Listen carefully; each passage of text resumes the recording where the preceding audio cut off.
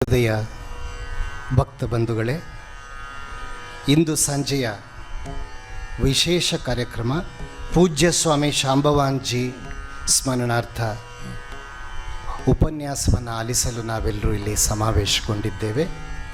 ಕಾರ್ಯಕ್ರಮದ ಮೊದಲಿಗೆ ಪ್ರಾರಂಭಿಕ ಗೀತೆ ಪೂಜ್ಯ ಸ್ವಾಮಿ ಪ್ರಮಥಾನಂದಜಿ ಮಹಾರಾಜ್ ಮತ್ತು ಬ್ರಹ್ಮಚಾರಿ ನಾರಾಯಣ ಚೈತನ್ಯ ಅವರಿಂದ.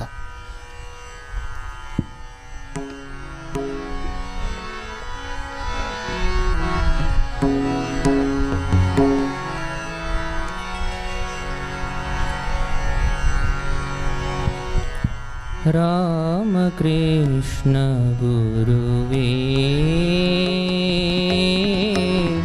परमहंस गुरुवे,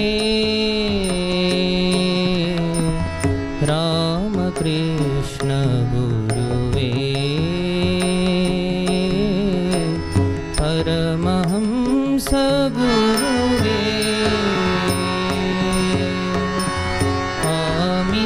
आमितदायक प्रेम दीनमी पेगु, आमितदायक प्रेम दीनमी पेगु, राम कृष्ण गुरुवे परमहंस गुरुवे, राम कृष्ण गुरुवे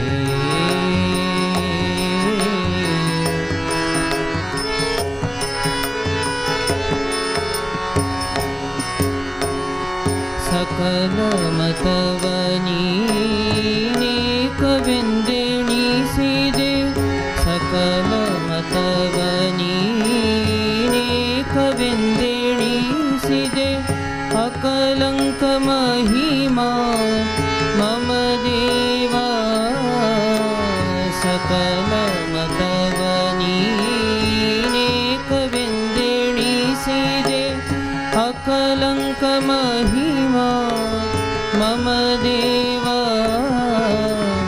लोकसेवे ख्यातिय ಹೊಂದಿದೆ, लोकसेवे ಖ್ಯಾತಿಯ ಹೊಂದಿದೆ, ಮುಕ್ಕಣ್ಣನ ಪ್ರಿಯ ನಮಿಪೆವು ದೇವಾ, ಲೋಕಸೇವೆ ಖ್ಯಾತಿಯ ಹೊಂದಿದೆ, ಮುಕ್ಕಣ್ಣನ ಪ್ರಿಯ ನಮಿಪೆವು ದೇವಾ, ರಾಮ ಕೃಷ್ಣ ಗುರುವೇ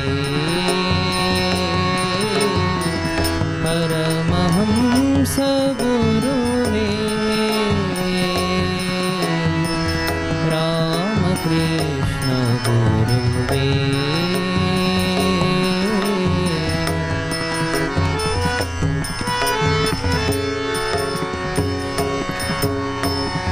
स्वामी विवेकानंदन गुरुवे, स्वामी विवेकानंदन गुरुवे प्रेमदि सलहै सकल लोकवा, स्वामी विवेकानंदन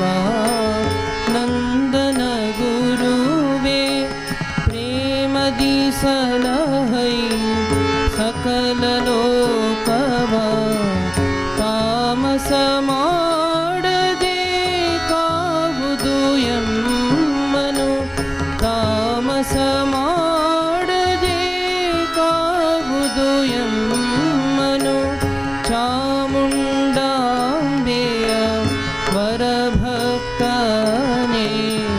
ತಾಮಸ ಮಾಡದೆ ಕಾವುದು ಎಮ್ಮನು, ಚಾಮುಂಡಾಂಬೆಯ ವರಭಕ್ತನೇ, ರಾಮ ಕೃಷ್ಣ ಗುರುವೇ परमहंस गुरुवे, आमितदायक प्रेम दीनमी पेवु, आमितदायक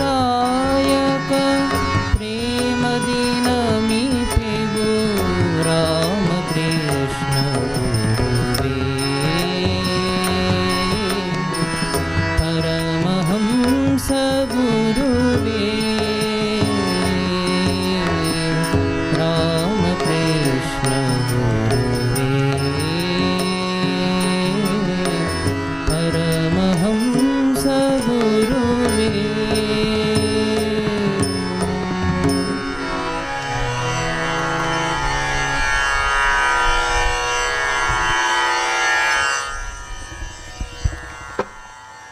ಶ್ರೀಮದ್ ಸ್ವಾಮಿ ಪರಮತಾದಿಪಾಂಜಿ ಮಹಾರಾಜ್ ಮತ್ತು ಬ್ರಹ್ಮಚಾರಿ ನಾರಾಯಣ ಚೈತನ್ಯ ಅವರಿಗೆ ಹೃತ್ಪೂರ್ವಕವಾದ ವಂದನೆಗಳು.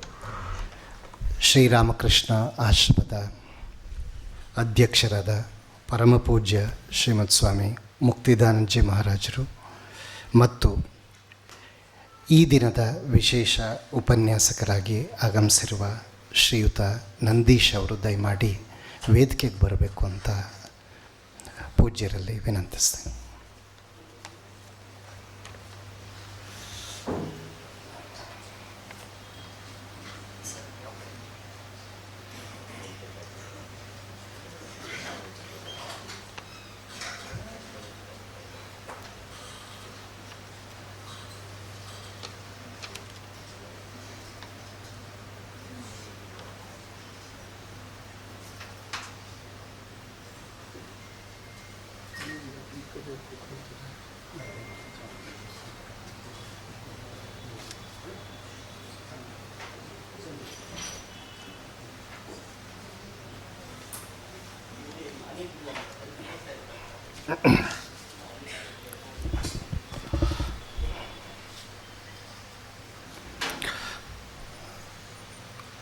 ಸಹೃದಯ ಭಕ್ತ ಬಂಧುಗಳೇ,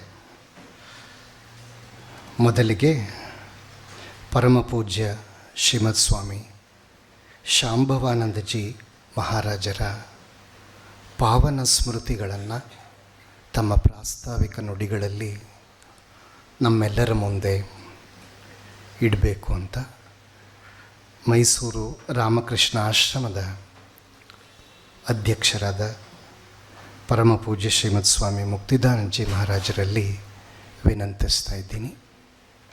ಪೂಜ್ಯ ಸ್ವಾಮೀಜಿಯವರು.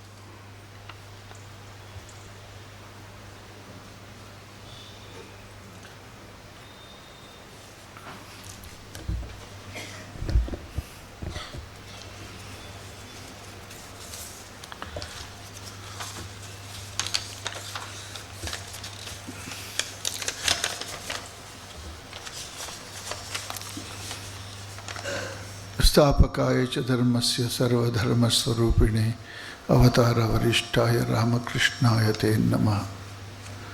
जननीं शारदां देवीं रामकृष्णं जगद्गुरुं पादपद्मे तयो श्रित्वा प्रणमामि मुहुर्मुहुर्. नमः श्रीयतिराजाय विवेकानन्दसूरये सच्चित्सुखस्वरूपाय स्वामिने तापहारिणे सर्वे जनाः सुखिनो भवन्तु. श्रीरामकृष्ण शरणं.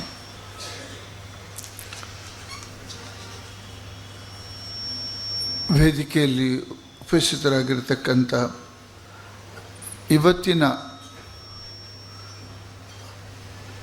ಈ ಸ್ವಾಮಿ ಶಾಂಭವಾನಂದಜಿ ಸ್ಮರಣಾರ್ಥ ಉಪನ್ಯಾಸದ ಮುಖ್ಯ ಉಪನ್ಯಾಸಕರಾಗಿರ್ತಕ್ಕಂಥ ಶ್ರೀಯುತ ನಂದೀಶ್ ಪಿ ಕೆ ಅವರೇ, ಸ್ವಾಮಿ ಯುಕ್ತೇಶಾನಂದಜಿ ಅವರೇ, ಸ್ವಾಮಿ ಪರಮಹಂಸಾನಂದಜಿ ಅವರೇ, ಈ ಒಂದು ಶಾಂಭವಾನಂದಜಿ ಸ್ಮರಣಾರ್ಥ ಉಪನ್ಯಾಸವನ್ನು ಆಯೋಜಿಸಿದಂತಹ ನಮ್ಮ ರಾಮಕೃಷ್ಣ ವಿದ್ಯಾಶಾಲೆಯ ಹಳೆಯ ವಿದ್ಯಾರ್ಥಿಯಾಗಿರ್ತಕ್ಕಂಥ MC ನರೇಂದ್ರ ಅವರೇ, ಹಾಗೂ ಇಲ್ಲಿ ನಡೆದಿರ್ತಕ್ಕಂಥ ಹಳೆಯ ವಿದ್ಯಾರ್ಥಿಗಳೇ, ವಿದ್ಯಾಶಾಲೆಯ ಈಗಿನ ವಿದ್ಯಾರ್ಥಿಗಳೇ ಹಾಗೂ ಭಕ್ತರೇ, ಇದು MC ನರೇಂದ್ರ ಅವರ ಒಂದು ಆಕಾಂಕ್ಷೆಯಾಗಿತ್ತು. ಮತ್ತು ಇನ್ನೆಲ್ಲ ಹಳೆ ವಿದ್ಯಾರ್ಥಿಗಳು ಎಲ್ಲರೂ ಕೂಡ ಶಾಂಭವಾನಂದಜಿಯನ್ನು ಕಂಡಂತಹವರೆಲ್ಲರೂ ಕೂಡ ಶಾಂಭವಾನಂದಜಿ ಬಗ್ಗೆ ಅವರ ಒಂದು ಅಭಿಪ್ರಾಯಗಳು ಅದು ಅತ್ಯಂತ ಶಾಂಭವಾನಂದಜಿಯ ವ್ಯಕ್ತಿತ್ವದ ಮೆರುಗನ್ನು ನಮಗೆ ಕೊಡುವಂಥವುಗಳು. ಅವರೆಲ್ಲರೂ ಸೇರಿ ಇವನು ಶಾಂಭವಂಜಿ ಮೆಮೋರಿಯಲ್ ಮಾಡಬೇಕು ಅಂತ ನಿರ್ಧರಿಸಿದಾಗ MC ನರೇಂದ್ರ ಅವರು ಮುಂದೆ ಬಂದು ಸ್ವತಃ ಅದರ ಸ್ವಾಮೀಜಿ ಇದನ್ನು ಒಂದು ಮಾಡೋಣ, ಇದರ ಖರ್ಚು ವೆಚ್ಚ ನಾನೇ ವಹಿಸ್ತೇನೆ ಅಂತ ಹೇಳಿ ಅದಕ್ಕೆ ಮೂಲ ಮೊಬೈಲಿಗೆ ಏನು ಬೇಕೋ ಅದನ್ನು ಕೊಟ್ಟುಬಿಟ್ಟು ಕಳೆದ ಒಂದು 3-4 ವರ್ಷದಿಂದ ನಾವು ಶಾಂಭವಂಜಿ ಮೆಮೋರಿಯಲ್ ಲೆಕ್ಚರನ್ನು ಅರೇಂಜ್ ಮಾಡಬೇಕು ಅಂತ ಮಾಡ್ತಾ ಇದ್ದೇವೆ. ಇನ್ನು ಮುಂದೆ ಈ ವರ್ಷವೇ ಮಾಡಬೇಕಾಗಿತ್ತು. ಇನ್ನು ಮುಂದೆ ಶಾಂಭವಂಜಿ ಮೆಮೋರಿಯಲ್ ಒಂದು ಜನರಲ್ ನಾಲೆಜ್ ಕಾಂಪಿಟೇಷನ್ ವಿದ್ಯಾಶಾಲೆಯಲ್ಲಿ ಆಯೋಜಿಸ್ತೇವೆ. ಬೆಳಿಗ್ಗೆ ಮೈಸೂರಿನಿಂದ ಅನೇಕ ಒಂದು 30-40 ಶಾಲೆಗಳಿಂದ 9th ಸ್ಟ್ಯಾಂಡರ್ಡ್ ಮಕ್ಕಳೆಲ್ಲ ಬರ್ತಾರೆ, 10th ಸ್ಟ್ಯಾಂಡರ್ಡ್ 9th ಸ್ಟ್ಯಾಂಡರ್ಡ್ ಮಕ್ಕಳೆಲ್ಲ ಸುಮಾರು 500-600-800 ಮಕ್ಕಳು ಬರ್ತಾರೆ. ಅವರಿಗೆ ಬೆಳಗ್ಗೆ ಬ್ರೇಕ್ಫಾಸ್ಟು, ಆಮೇಲೆ ಅದಕ್ಕೆ ಇದರ ಬಗ್ಗೆ ಒಂದು ಇಂಟ್ರೊಡಕ್ಟರಿ ಮಾತು, ಆಮೇಲೆ ಒಂದು ಟೆಸ್ಟ್ ಆದಮೇಲೆ ಮನೆಗೆ ಹೋಗ್ತಾರೆ 10:30-11.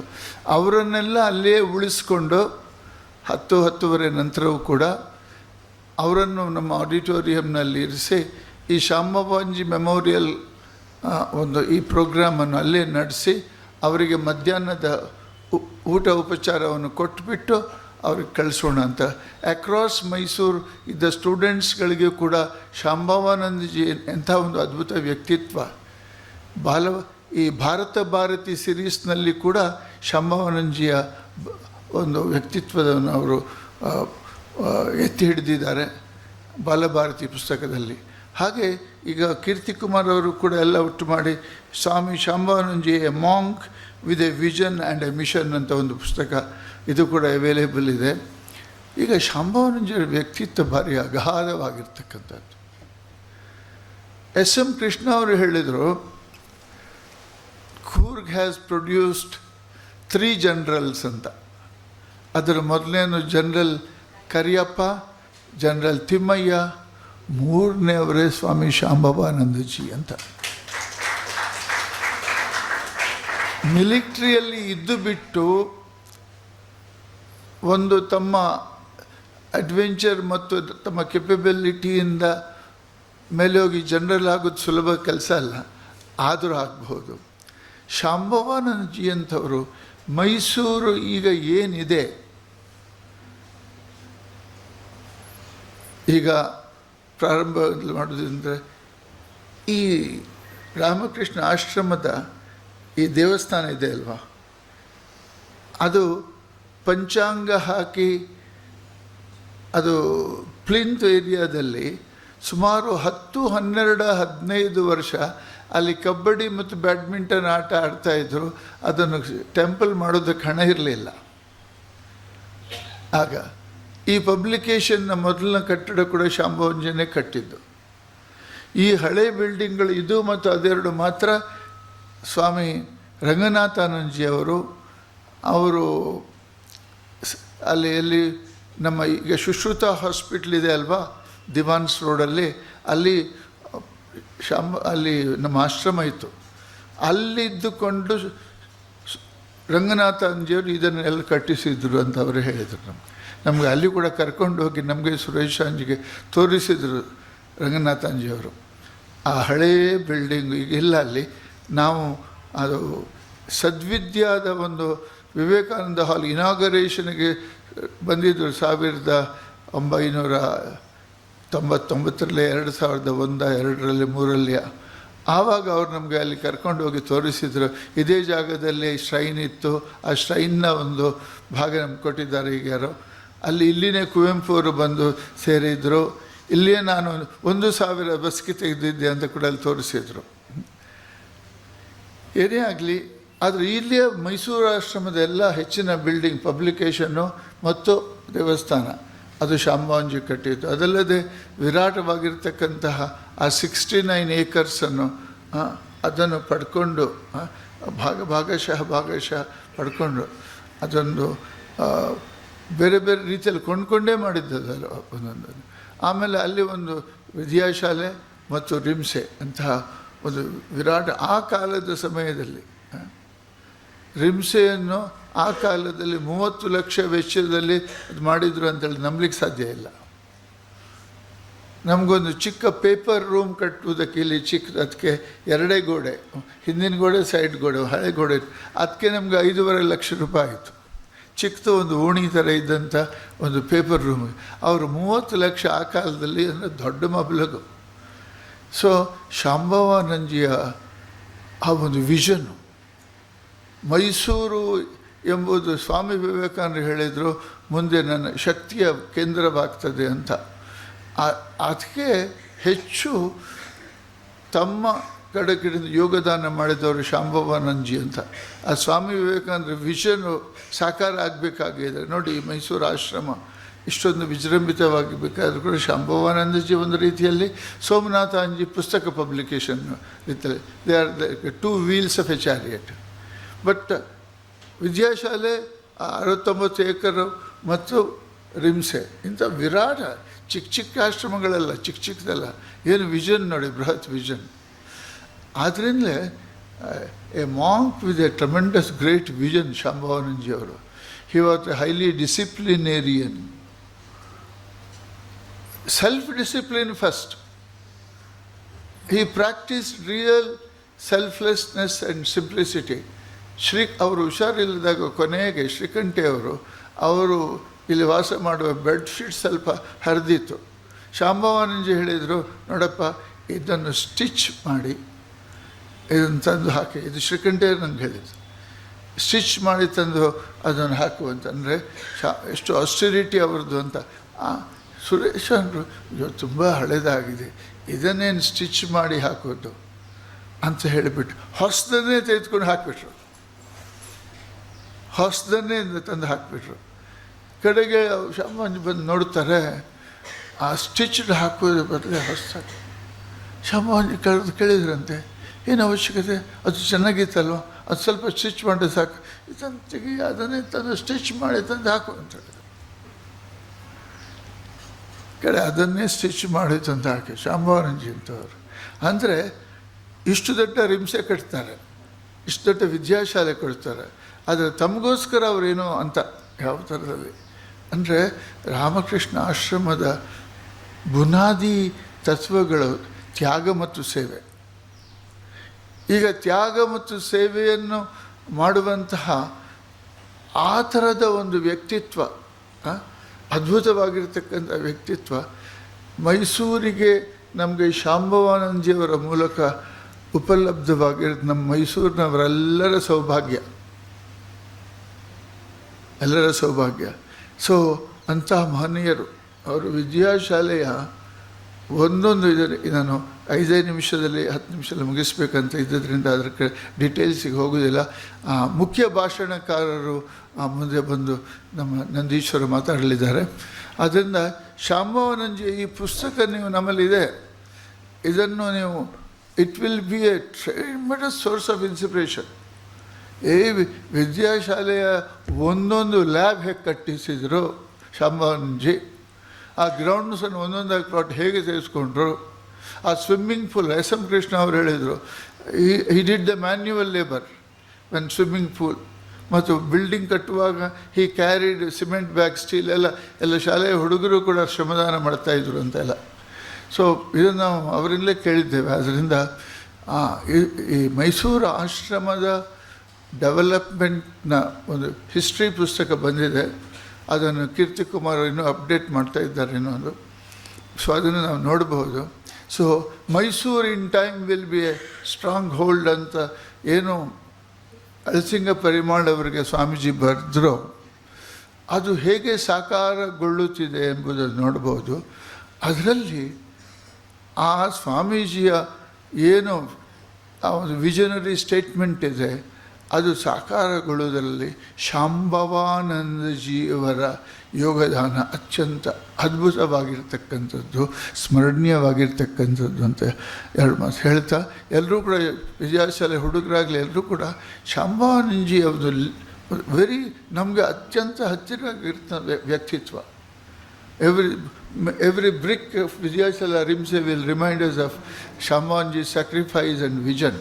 The way in which he collected funds in Bombay, ಅಲ್ಲೆಲ್ಲ ಹೋಗಿಬಿಟ್ಟು ಆಗ ಹಣ ಕೇಳುವುದು ಕಷ್ಟ, ಸಿಕ್ಕುವುದು ಕಡಿಮೆ, ಆ ಸಮಯದಲ್ಲಿ ಅವರು ಅಂಥ ದೊಡ್ಡ ವಿಷನ್ ಇಟ್ಕೊಂಡು ಅವರು ಹಣವನ್ನು ಬೇಡಿ ಕಾಡಿ ಅದನ್ನು ಮಾಡಿದಂಥ ಒಂದು ಕಥನ ಇದೆ. ಅದು ಅದ್ಭುತವಾಗಿರ್ತಕ್ಕಂಥದ್ದು. ಏನು ಇಷ್ಟೇ ಹೇಳಿಬಿಟ್ಟು ಶಾಂಭವನ್ಜಿಯನ್ನು ಒಂದು ಅದ್ಭುತವಾದ ಸ್ಮರಣೆ ನಾವು ಮಾಡೋಣ. ಅವರ ಹೆಸರಿನಲ್ಲಿ ಇವತ್ತು ಒಂದು ನಾವು ಮೆಮೋರಿಯಲ್ ಲೆಕ್ಚರನ್ನು ಆಯೋಜಿಸಿದ್ದೇವೆ. ಅದರ ಟಾಪಿಕ್ಕು ರಾಷ್ಟ್ರಕವಿ ಕುವೆಂಪು ಅವರ ಮೇಲೆ ಶ್ರೀರಾಮಕೃಷ್ಣರ ಮತ್ತು ಸ್ವಾಮಿ ವಿವೇಕಾನಂದರ ಪ್ರಭಾವ ಅಂತ. ಅದರ ಬಗ್ಗೆ ನಂದೀಶ್ ಅವರು ನಮಗೆ ತಿಳಿಸ್ಕೊಡಲಿದ್ದಾರೆ. Thank you.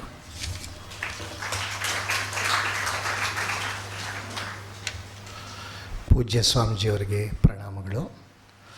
ಬಂಧುಗಳೇ, ಇಂದಿನ ವಿಶೇಷ ಉಪನ್ಯಾಸಕರಾಗಿ ಆಗಮಿಸಿರ್ತಕ್ಕಂಥ ಶ್ರೀ ನಂದೀಶ್ ಅವರ ಕಿರುಪರಿಚಯವನ್ನು ನಿಮ್ಮ ಮುಂದೆ ಇಡ್ಲಿಕ್ಕೆ ಬಯಸ್ತೇನೆ. 2 ವರ್ಷಗಳ ಹಿಂದೆ ಶ್ರೀರಾಮಕೃಷ್ಣ ಜಯಂತಿಯ ಸಂದರ್ಭದಲ್ಲಿ ಇದೇ ವೇದಿಕೆಯ ಮೇಲೆ ಕುವೆಂಪು ಅವರ ಶ್ರೀರಾಮಾಯಣ ದರ್ಶನಂ ವಾಚನ ಮತ್ತು ವ್ಯಾಖ್ಯಾನವನ್ನು ಶ್ರೀ ನಂದೀಶ್ ಅವರು ಮಾಡಿದರು. ಮತ್ತು ನಮ್ಮ ರಾಮಕೃಷ್ಣ ವಿದ್ಯಾಶಾಲೆಯ PUC ವಿದ್ಯಾರ್ಥಿಗಳಿಗೂ ಕೂಡ ಅವರ ರಿಟ್ರೀಟ್ನಲ್ಲಿ ಆಗಮಿಸಿ ಶ್ರೀರಾಮಾಯಣ ದರ್ಶನಂ ಅನ್ನೋದನ್ನು ಚೆನ್ನಾಗಿ ಪ್ರಸ್ತುತಪಡಿಸಿದರು. ಶ್ರೀರಾಮಾಯಣ ದರ್ಶನಂ ಬರೀ ಕಾವ್ಯವೇ ಅಥವಾ ಅದರ ಮೂಲಕವಾಗಿ ನಾವು ಆಧ್ಯಾತ್ಮಿಕ ಅನುಸಂಧಾನ ಸಾಧನೆಯಲ್ಲಿ ತೊಡಗಬಹುದೇ ಅಂತನ್ನುವ ಪ್ರಶ್ನೆಗೆ ನೇರ ಸ್ಪಷ್ಟ ಉತ್ತರ ಶ್ರೀಯುತ ನಂದೀಶ್ ಅವರ ಜೀವನದಲ್ಲಿದೆ. ಅವರಿಗೆ ಶ್ರೀರಾಮಾಯಣ ದರ್ಶನಂ ಅದರ ದರ್ಶನದ ಜೊತೆಯಲ್ಲಿ ನಿರಂತರ ಅನುಸಂಧಾನ, ಒಡನಾಟ, ಅದರ ಮೂಲಕವಾಗಿಯೇ ತಮ್ಮ ಯೋಗ ಜೀವನದ ಆರೋಹಣವನ್ನು ಮಾಡ್ತಾ ಇರತಕ್ಕಂಥ ವೈಯಕ್ತಿಕ ಜೀವನದಲ್ಲಿ ಸಾಧಕರೂ ಆಗಿರ್ತಕ್ಕಂಥವ್ರು. ವೃತ್ತಿಯಿಂದ ನೋಡಿದ್ರೆ ಫಿಸಿಕ್ಸ್ ಲೆಕ್ಚರರ್ ಆಗಿ ತುಮಕೂರಿನ ಸರ್ಕಾರಿ ಪದವಿ ಪೂರ್ವ ಕಾಲೇಜಿನಲ್ಲಿ ಕೆಲಸ ಮಾಡ್ತಾ ಇದ್ದಾರೆ. ಅದರ ಪ್ರವೃತ್ತಿಯಿಂದ ಅವರಿಗೆ ತುಂಬ ಪ್ರಿಯವಾಗಿರೋದು ಮೆಟಾಫಿಸಿಕ್ಸ್, ಯೋಗ. ಸೊ ಫಿಸಿಕ್ಸ್ ಮತ್ತು ಮೆಟಾಫಿಸಿಕ್ಸ್ಗಳ ಸಂಗಮ ಸ್ಥಾನ ಅವರು. ಆನಂದದೆಡೆಗೆ ಮತ್ತು ಯೋಗಧಾರೆ ಅಂತ 2 ಪುಸ್ತಕಗಳನ್ನು ಬರೆದು ಪ್ರಕಟ ಮಾಡಿದ್ದಾರೆ. ಗಗನವಾಣಿ ಕ್ಲಬ್ ಹೌಸ್ನಲ್ಲಿ ಸುಮಾರು 18 ವಾರ ಶ್ರೀರಾಮಾಯಣ ದರ್ಶನಂ ಮಹಾಕಾವ್ಯ ವಾಚನ ವ್ಯಾಖ್ಯಾನ. ಬರೀ ಈ ಹೊರಗಿನ ಸಭೆ ಸಮಾರಂಭಗಳಲ್ಲಿ ಮಾತ್ರ ಅಲ್ಲದೆ ಎಲ್ಲ ಅನೇಕ ಭಕ್ತರ ಮನೆಗಳಲ್ಲಿ ಸತ್ಸಂಗವನ್ನು ಆಯೋಜಿಸಿ ಅದರಲ್ಲಿ ಕಾವ್ಯದ ಮೂಲಕ ಅಧ್ಯಾತ್ಮವನ್ನು ತಿಳಿಸ್ತಕ್ಕಂಥದ್ದು. ಈ ಕಾರ್ಯದಲ್ಲಿ ಅವರು ನಿರಂತರವಾಗಿ ತೊಡಗಿಕೊಂಡಿದ್ದಾರೆ. ನಾನು ಇಲ್ಲಿ ಹೇಳ್ತಾ ಇರೋದು ಪಾಸ್ಟ್ ಅಲ್ಲ, ಈಗಲೂ ಕೂಡ ನಡೀತಾ ಇದೆ. ವಿಶ್ವವಾಣಿ ಕ್ಲಬ್ ಹೌಸ್ನಲ್ಲಿ ತಿಂಗಳಿಗೊಮ್ಮೆ ಶ್ರೀ ರಾಮಾಯಣ ದರ್ಶನಂ ಮಹಾಕಾವ್ಯ ವಾಚನವನ್ನು ಅವರು ಅಲ್ಲಿ ಕೂಡ ನಡೆಸ್ಕೊಡ್ತಾ ಇದ್ದಾರೆ. ಅವರಿಗೆ ಸಂದಂಥ ಪ್ರಶಸ್ತಿಗಳು: ಸ್ವಾಮಿ ವಿವೇಕಾನಂದ ಪ್ರಶಸ್ತಿ, ಕರ್ನಾಟಕ ಸಾಹಿತ್ಯ ಅಕಾಡೆಮಿಯ ಪ್ರಶಸ್ತಿ ಪತ್ರ, ರಾಮಕೃಷ್ಣ ವಿವೇಕಾನಂದ ಆಶ್ರಮ ತುಮಕೂರು ಅಲ್ಲಿಂದ ರಜತ ಶಿಕ್ಷಿತ ಅಭಿನಂದನಾ ಪತ್ರ, ರಾಜ್ಯ ಮಟ್ಟದ ವಿಜ್ಞಾನ ಗೋಷ್ಠಿಯಲ್ಲಿ ಪ್ರಶಸ್ತಿ ಪತ್ರ. ಹೀಗೆ ನಿರಂತರವಾಗಿ ಜನಮಾನಸಕ್ಕೆ ಆಧ್ಯಾತ್ಮಿಕ ಸಂಸ್ಕೃತಿ ಮತ್ತು ಆಧ್ಯಾತ್ಮಿಕ ಶಿಕ್ಷಣವನ್ನು ನೀಡುವ ಒಬ್ಬ ಉತ್ತಮ ಸಂವಹನಕಾರರಾಗಿ ಸೇವೆಯನ್ನು ಸಲ್ಲಿಸ್ತಾ ಇರ್ತಕ್ಕಂಥ ಶ್ರೀಯುತ ನಂದೀಶ್ ಅವರಿಗೆ ಮೈಸೂರು ರಾಮಕೃಷ್ಣ ಆಶ್ರಮದ ಪರವಾಗಿ, ತಮ್ಮೆಲ್ಲರ ಪರವಾಗಿ ಗೌರವಪೂರ್ವಕವಾದಂಥ ಸ್ವಾಗತವನ್ನು ಕೋರ್ತಾ ಇದ್ದೀನಿ. ಇವತ್ತು ಆಯ್ದುಕೊಂಡಿರೋ ವಿಷಯ ಅವರ ಹೃದಯಕ್ಕೆ ಬಹಳ ಆಪ್ತವಾದದ್ದು. ಏಕೆಂದರೆ ಕುವೆಂಪು ಅವ್ರನ್ನ ಅವ್ರ ಮನೆ ಉದಯರವಿಯಲ್ಲಿ ಅವರು ಭೇಟಿ ಮಾಡಿ ಅವರಿಂದಲೇ ಆಶೀರ್ವಾದವನ್ನು ಪಡ್ಕೊಂಡು ನಂತರ ಕಾವ್ಯವನ್ನು ಅನುಸಂಧಾನ ಮಾಡ್ತಾ ಇದ್ದಾರೆ. ಹಾಗಾಗಿ ಶ್ರೀರಾಮಕೃಷ್ಣರ ಸ್ವಾಮಿ ವಿವೇಕಾನಂದರ ಪ್ರಭಾವ ಕುವೆಂಪು ಅವರ ಜೀವನದಲ್ಲಿ ಎಂಥ ಪರಿಣಾಮವನ್ನು ಬೀರಿತು ಅಂತನ್ನೋದನ್ನು ಶ್ರೀ ನಂದೀಶ್ ಅವರು ಪ್ರಸ್ತುತಪಡಿಸ್ಬೇಕಂತ ಅವರಲ್ಲಿ ವಿನಂತಿಸ್ತೀನಿ.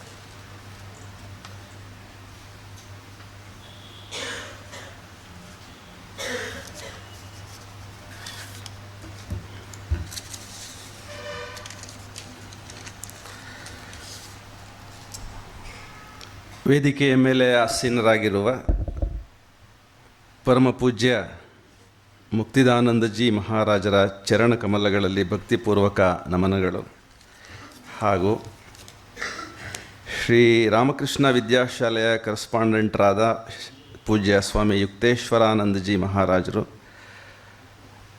ಹಾಗೂ ಎಲ್ಲ ಯತಿವರಿಯರು, ಹಾಜರಿರ್ತಕ್ಕಂಥ ಎಲ್ಲ ಮೈಸೂರಿನ ಹಿರಿಯರು, ಮಾತೆಯರು, ಗಣ್ಯರು, ಇವರೆಲ್ಲರ ಹೃನ್ಮಂದರಿಗಳಿಗೆ ವಿಶೇಷವಾಗಿ ನನ್ನ ಗೌರವಪೂರ್ವಕ ನಮಸ್ಕಾರಗಳನ್ನು ಸಲ್ಲಿಸ್ತಾ, ಓಂ ನಮಃ ಶ್ರೀ ಯತಿರಾಜಾಯ ವಿವೇಕಾನಂದ ಸೂರಯೇ ಸಚ್ಚಿತ್ ಸುಖ ಸ್ವರೂಪಾಯ ಸ್ವಾಮಿನೇ ತಾಪಹಾರಿಣೆ ಎಂದು ಸಿಡಿಲ ಸಂತ ಮಹಾ ಯೋಗಿ, ವೇದಾಂತ ಕೇಸರಿ ಇತ್ಯಾದಿ ವಿಶೇಷಣಗಳಿಂದ ಭೂಮಂಡಲದ ಉದ್ದಗಲಕ್ಕೆ ವೇದಾಂತದ ಚೆಂಡೆಯನ್ನು ಬಾರಿಸಿರ್ತಕ್ಕಂಥ ಶ್ರೀಮತ್ ಸ್ವಾಮಿ ವಿವೇಕಾನಂದರ ಗುರುಗಳು, ಅವರ ನಾಮಸ್ಮರಣೆಯೇ ಒಂದು ವಿಶೇಷವಾದಂತಹ ವಿದ್ಯುದಾಲಿಂಗನಕ್ಕೆ ಕಾರಣವಾಗ್ತಕ್ಕಂಥ ಮಂತ್ರ. ಪರಮಹಂಸ ರಾಮಕೃಷ್ಣ ಗುರುಗಳ ಸ್ಮರಣೆಯನ್ನು ಹೃನ್ಮಂದಿರದಲ್ಲಿ ಮಾಡ್ತಾ, ಶ್ರೀಮತ್ ರಾಮಕೃಷ್ಣ ಪರಮಹಂಸರ ಇಡೀ ಜೀವನದ ಉದ್ದಕ್ಕೂ ಅವರಿಗೆ ಸಾಧನೆಯಲ್ಲಿ ನೆರವು ನೀಡಿರ್ತಕ್ಕಂಥ ಅವರ ಶ್ರೀಮತಿಯೂ ಆಗಿದ್ದು, ಭವತಾರಿಣಿಯ ಅವತಾರದಲ್ಲಿ ಎಲ್ಲರಿಗೂ, ಭೂಮಂಡಲದ ಎಲ್ಲ ಜೀವರಾಶಿಗಳಿಗೂ ತಾಯಿಯ ಒಂದು ಭಾವವನ್ನು ಬದುಕಿ ಬಾಳಿ ತೋರಿಸಿದಂಥ ಮಹಾಮಾತೆ ಶಾರದಾ ಮಾತೆಯವರ ಪೂಜ್ಯ ಪಾದಾರವಿಂದಗಳಿಗೆ ನನ್ನ ಭಕ್ತಿಪೂರ್ವಕ ನಮನಗಳನ್ನು ಸಲ್ಲಿಸ್ತಾ, ಈ ಹೊತ್ತಿನ ಈ ಒಂದು ಏನು ಕಾರ್ಯಕ್ರಮದ ಒಂದು ವಿಷಯ ಇದೆ, ಇದು ಅತ್ಯಂತ ಸೋಜಿಗವೂ ಅತ್ಯಂತ ಆಶ್ಚರ್ಯಕರವೂ ಆಗಿ ನನಗೆ ಕಾಣ್ತದೆ. ಯಾಕೆ ಅಂತಂದರೆ, ಕುವೆಂಪು ಅವರಿಗೆ ಒಂದು ಮಾತು ಬರೀತಾರೆ ಅವರು, ಕಂಡವರನ್ನು ಕಂಡಿಹೆ ನಾ ಧನ್ಯ, ಕಂಡವರನ್ನು ಕಾಣುವುದು ಮೋಕ್ಷಂಕರ ಪುಣ್ಯ ಅಂಥೇಳಿ. ಈ ಮಾತಿನಿಂದ ನಾನು ಶ್ರೀ ರಾಮಕೃಷ್ಣ ಪರಮಹಂಸರ ಮತ್ತು ಸ್ವಾಮಿ ವಿವೇಕಾನಂದರ ಹೆಸರು ಮತ್ತು ಅವರ ಬೋಧನೆಗಳು, ಅವರ ಸಾಹಿತ್ಯ ಹೇಗೆ ಒಬ್ಬ ಸಾಮಾನ್ಯ ಮಾನವ ಚೇತನವನ್ನು ಅದ್ಭುತವಾದಂತಹ ಋಷಿ ಚೇತನವಾಗಿ ರೂಪಾಂತರಿಸಿದೆ ಅನ್ನೋವಂಥದ್ದನ್ನು ಅನುಭವಿಸಿ ಆಚರಿಸಿ ತೋರಿಸಿರ್ತಕ್ಕಂಥವರು ಶ್ರೀ ಕುವೆಂಪು ಅವರು. ಅವರ ಬಗೆಗೆ, ಅವರ ಸಾಹಿತ್ಯದ ಬಗೆಗೆ ಆಳವಾದಂತಹ ಒಂದು ಗಮನವನ್ನು ಶ್ರದ್ಧೆಯಿಂದ ನಾವೇನಾದರೂ ನಿವೇದಿಸಿದ್ದಾದರೆ ನಮ್ಮ ಮನಸ್ಸಿಗೆ, ಆ ಇಡೀ ಸಾಹಿತ್ಯದ ಉದ್ದಕ್ಕೂ ನಮಗೆ ಗೋಚರಿಸ್ತಕ್ಕಂಥ ಈ ಮೂರು ಶಕ್ತಿಗಳು, ರಾಮಕೃಷ್ಣ ಪರಮಹಂಸ ಗುರುಗಳು, ಮಹಾಪುರುಷರು, ಅವರ ಶಿಷ್ಯರಾಗಿರ್ತಕ್ಕಂಥ ಶ್ರೀಮತ್ ಸ್ವಾಮಿ ವಿವೇಕಾನಂದರು, ಹಾಗೂ ಇನ್ನೊಬ್ಬರು ಅವರು ಹೇಳಿರುವಂಥದ್ದು ಮಹಾಯೋಗಿ ಪೂರ್ಣಯೋಗ ದ್ರಷ್ಟಾರ ಶ್ರೀ ಅರವಿಂದರು ಅಂಥೇಳಿ. ಅವರ ಈ ಕಾವ್ಯ ಏನಿದೆ, ಶ್ರೀರಾಮಾಯಣ ದರ್ಶನಂ ಕಾವ್ಯದ ಮೂರು ನೇತ್ರಗಳು ಇವು ಅಂಥೇಳಿ ಹೇಳ್ತಾರೆ.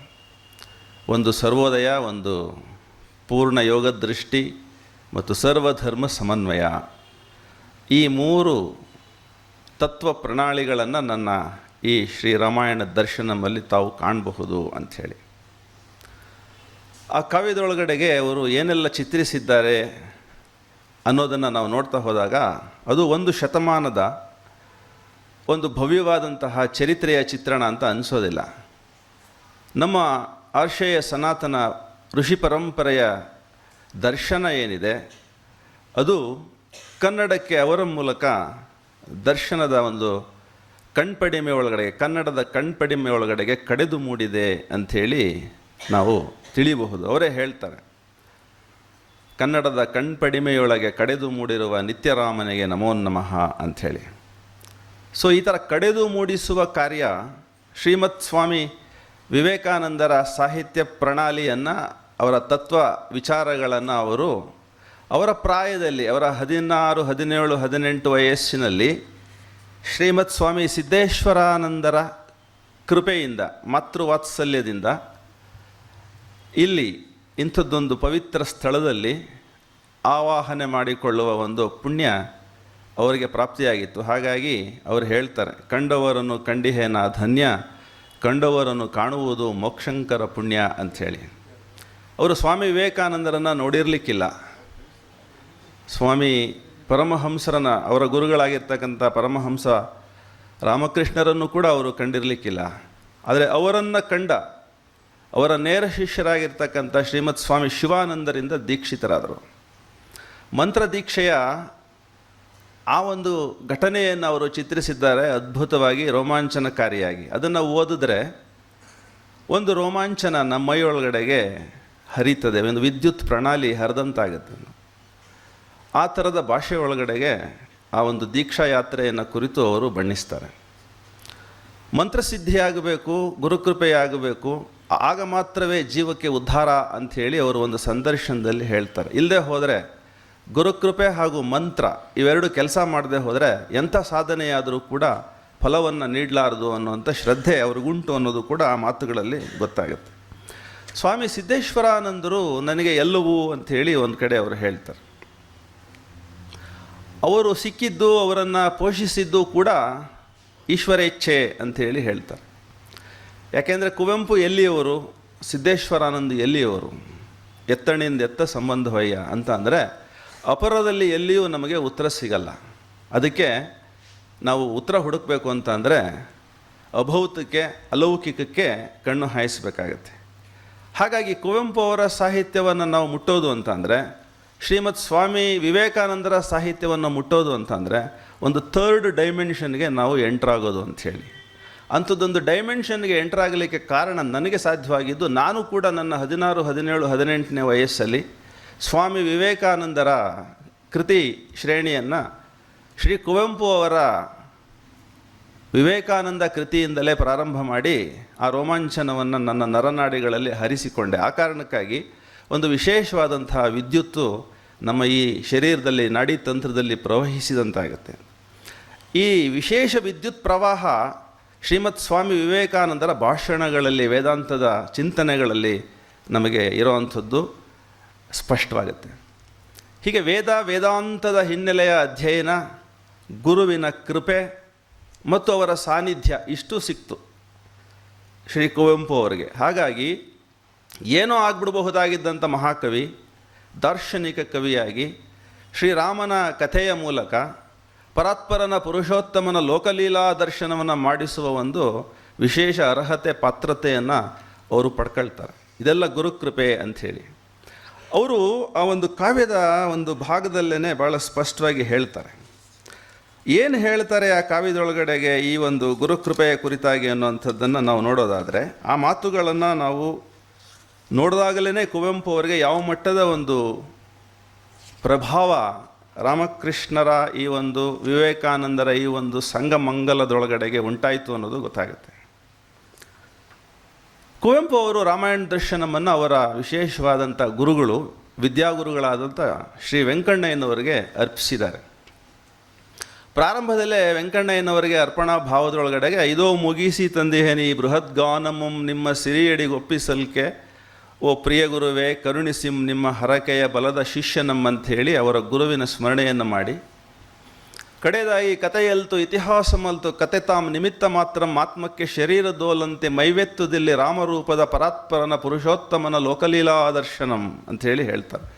ಇದು ರಾಮನ ಕಥೆಯಲ್ಲ, ರಾಮನ ಕಥೆಯ ಪಂಜರದೊಳಗೆ ಪುರುಷೋತ್ತಮನಾಗಿರ್ತಕ್ಕಂಥ ಪರಾತ್ಪರ ಬ್ರಹ್ಮನ ಲೀಲೆಯನ್ನು ಕುರಿತು ಹೇಳ್ತಕ್ಕಂಥ ಒಂದು ದಾರ್ಶನಿಕ ಕಾವ್ಯ. ಇದು ರಾಮನ ಕಥೆಯ ಹಂದರ ಅಷ್ಟೇ, ಅದರೊಳಗಡೆಗೆ ಆತ್ಮದ ಆರೋಹಣ ಯಾತ್ರೆಯನ್ನು ನಾನು ಇಲ್ಲಿ ಕಟ್ಟಿಕೊಡ್ತಾ ಇದ್ದೇನೆ ಅಂಥೇಳಿ. ಹೇಗೆ ಇದನ್ನು ನಾವು ಆವಾಹಿಸಿಕೊಳ್ಳಬೇಕು, ನಿತ್ಯಶಕ್ತಿಗಳನ್ನು ನಮ್ಮೊಳಗಡೆಗೆ ಹೇಗೆ ಆವಾಹಿಸಿಕೊಳ್ಬೇಕು ಅನ್ನೋವಂಥದ್ದು ಅಷ್ಟು ಸುಲಭವಲ್ಲ. ಅದಕ್ಕೆ ಮಂತ್ರಶಾಂತನಾಗಬೇಕಾಗತ್ತೆ, ಮಂತ್ರಸಿದ್ಧನಾಗಬೇಕಾಗತ್ತೆ, ಗುರುವಿನ ಕರುಣೆ ಮತ್ತು ಕೃಪೆ ಸದಾ ಸರ್ವದಾ ಇರಬೇಕಾಗತ್ತೆ ಅಂಥೇಳಿ ಅದನ್ನು ಇಲ್ಲಿ ಹೇಳ್ತಾರೆ. ಅವರು ಹುಟ್ಟುವಾಗಲೇ ದಕ್ಷಿಣೇಶ್ವರದಿಂದ ಭವತಾರಿಣಿ ಕುಪ್ಪಳ್ಳಿಗೆ ಬಂದು ಇಲ್ಲಿ ಒಬ್ಬ ಹುಟ್ಟುತ್ತಾ ಇದ್ದಾನೆ ವಿಶೇಷವಾದಂಥ ವ್ಯಕ್ತಿ, ಎಲ್ಲಿ ಅಂತ ಹುಡುಕಾಡೋ ಅಂಥದ್ದೊಂದು ಪದ್ಯ ಬರೆದು ವರ್ಧಂತಿ ಅಂತ ಹೇಳಿ ಆ ಪದ್ಯದ ಒಂದು ಹೆಸರು ಭಾಳ ಚಂದ ಬರೆದಿದ್ದಾರೆ ಅದರೊಳಗಡೆಗೆ. ಅಲ್ಲಿ ಸಹ್ಯಾದ್ರಿಯ ಮಾತೆ ಯಾರಮ್ಮ ನೀನು ಅಂತ ಕೇಳಿದಾಗ ಇಲ್ಲಿ ಒಬ್ಬ ವಿಶೇಷವಾದ ವ್ಯಕ್ತಿ ಈ ಕಡೆ ಹುಟ್ಟಿದ್ದಾನಂತೆ, ಎಲ್ಲಿ ಏನು ಅಂತ ಹೇಳಿ ಕೇಳಿದಾಗ ಇಲ್ಲಿ ಅಂಥೇಳಿ ಹೇಳಿ, ಈ ಥರದಲ್ಲಿ ಒಂದು ಜೀವ ಲೋಕಕ್ಕೆ ಅವತರಿಸುವಾಗಲೇ ವಿಶ್ವಶಕ್ತಿಗಳು ಸಂಚು ಹೂಡಿ ಈ ಜೀವದಿಂದ ನಾನು ಏನನ್ನು ಮಾಡಬೇಕು ಅನ್ನೋವಂಥದ್ದೊಂದು ಪೂರ್ವ ಯೋಜನೆಯನ್ನು ಮಾಡಿ ಮೈಸೂರಿಗೆ ಅವರನ್ನು ಕರೆತಂದ ಮೇಲೆ ಸ್ವಾಮಿ ಸಿದ್ದೇಶ್ವರಾನಂದರು ಅನ್ನುವಂಥ ಮಾತೃ ಹೃದಯದ ಒಬ್ಬ ಮಹಾನ್ ಸಂತನ ತೆಕ್ಕೆಗೆ ಅವರನ್ನು ಬರುವಂಥ ಒಂದು ಯೋಜನೆಯನ್ನು ಅವರಿಗೆ ನಿರ್ವಹಣೆ ಮಾಡಿ ಎಲ್ಲೋ ಇದ್ದಂಥ ಈ ವ್ಯಕ್ತಿಯನ್ನು ಆಶ್ರಮಕ್ಕೆ ಕರೆತಂದು ಆಶ್ರಮದ ಈ ಚಂದದ ವಾತಾವರಣದೊಳಗಡೆಗೆ ತಪಸ್ಸಿನ ಮತ್ತು ಪವಿತ್ರತೆಯ ಒಂದು ಸನ್ನಿಧಿ ಒಳಗಡೆ ಇಟ್ಟುಕೊಂಡು ಅವರನ್ನು ಪೋಷಿಸಿ ಪಾಲಿಸಿ ದೀಕ್ಷಿತರನ್ನಾಗಿ ಮಾಡಿ ಶಿವಾನಂದರಿಂದ ನೇರ ದೀಕ್ಷೆಯನ್ನು ಕೊಟ್ಟು ಮಂತ್ರವನ್ನು ಕೊಟ್ಟು ಆ ಮಂತ್ರವನ್ನು ಉಪಾಸಿಸಿದ ಕಾರಣಕ್ಕಾಗಿ ಅಂಥದ್ದೊಂದು ದಾರ್ಶನಿಕವಾದಂಥ ವ್ಯಕ್ತಿತ್ವ ಅವರಲ್ಲಿ ಅರಳ್ತಾ ಹೋಯಿತು ಅಂಥೇಳಿ. ಅದು ಅಷ್ಟು ಸುಲಭವಾಗಿ ನಮಗೆ ಗ್ರಾಹ್ಯವಾಗಲ್ಲ. ಯಾಕೆ ಅಂತಂದರೆ ಮತ್ತೆ ನಾವು ಕೂಡ ಅಂಥದ್ದೇ ಒಂದು ಮಂತ್ರ ಸಿದ್ಧಿಯನ್ನು ಪಡಿಬೇಕಾಗತ್ತೆ ಅಂತ. ಹಾಗೆ ಗುರುವಿನ ಕೃಪೆ ಇಲ್ಲದೆ ಹೋದರೆ ಎಂಥ ಮಹತ್ತರವಾದ ಸಾಧಕನಾದರೂ ಕೂಡ ಅವನು ಮೋಕ್ಷವನ್ನು ಅಥವಾ ಜ್ಞಾನವನ್ನು ಪೂರ್ಣತೆಯನ್ನು ಪಡೆಯಲಿಕ್ಕೆ ಸಾಧ್ಯವಿಲ್ಲ ಅನ್ನುವಂಥದ್ದು ಕುವೆಂಪು ಅವರ ಸ್ಪಷ್ಟವಾದ ನಂಬಿಕೆ. ಅದು ಬೇಕಾದಷ್ಟು ಅವ್ರ ಮಾತುಗಳಲ್ಲೇ ನಾವು ನೋಡಬಹುದು.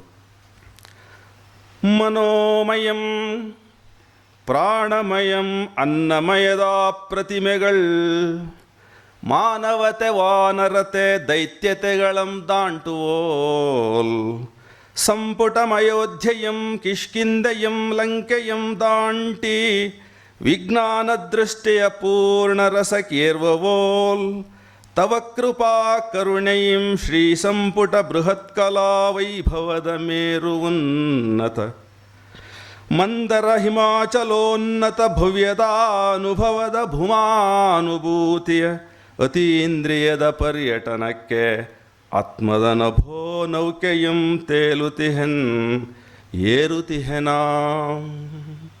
ಅವರು ಸ್ಪಷ್ಟವಾಗಿ ಹೇಳ್ತಾರೆ, ಮಾನವತೆ ದಾನವತೆ ದೈತ್ಯತೆ ಅಂದರೆ ಮನೋಮಯ ಅಯೋಧ್ಯ, ಪ್ರಾಣಮಯ ಕಿಷ್ಕಿಂದ, ಅನ್ನಮಯ ಲಂಕಾ ಅಂಥೇಳಿ. ಈ ಶರೀರದಲ್ಲಿ ಲಂಕಾ ಸಂಪುಟ ಅಂದರೆ ಅನ್ನಮಯ ಶರೀರ, ಕಿಷ್ಕಿಂದೆ ಅಂದರೆ ಪ್ರಾಣಮಯ, ಮನೋಮಯ ಅಂದರೆ ಅಯೋಧ್ಯೆ.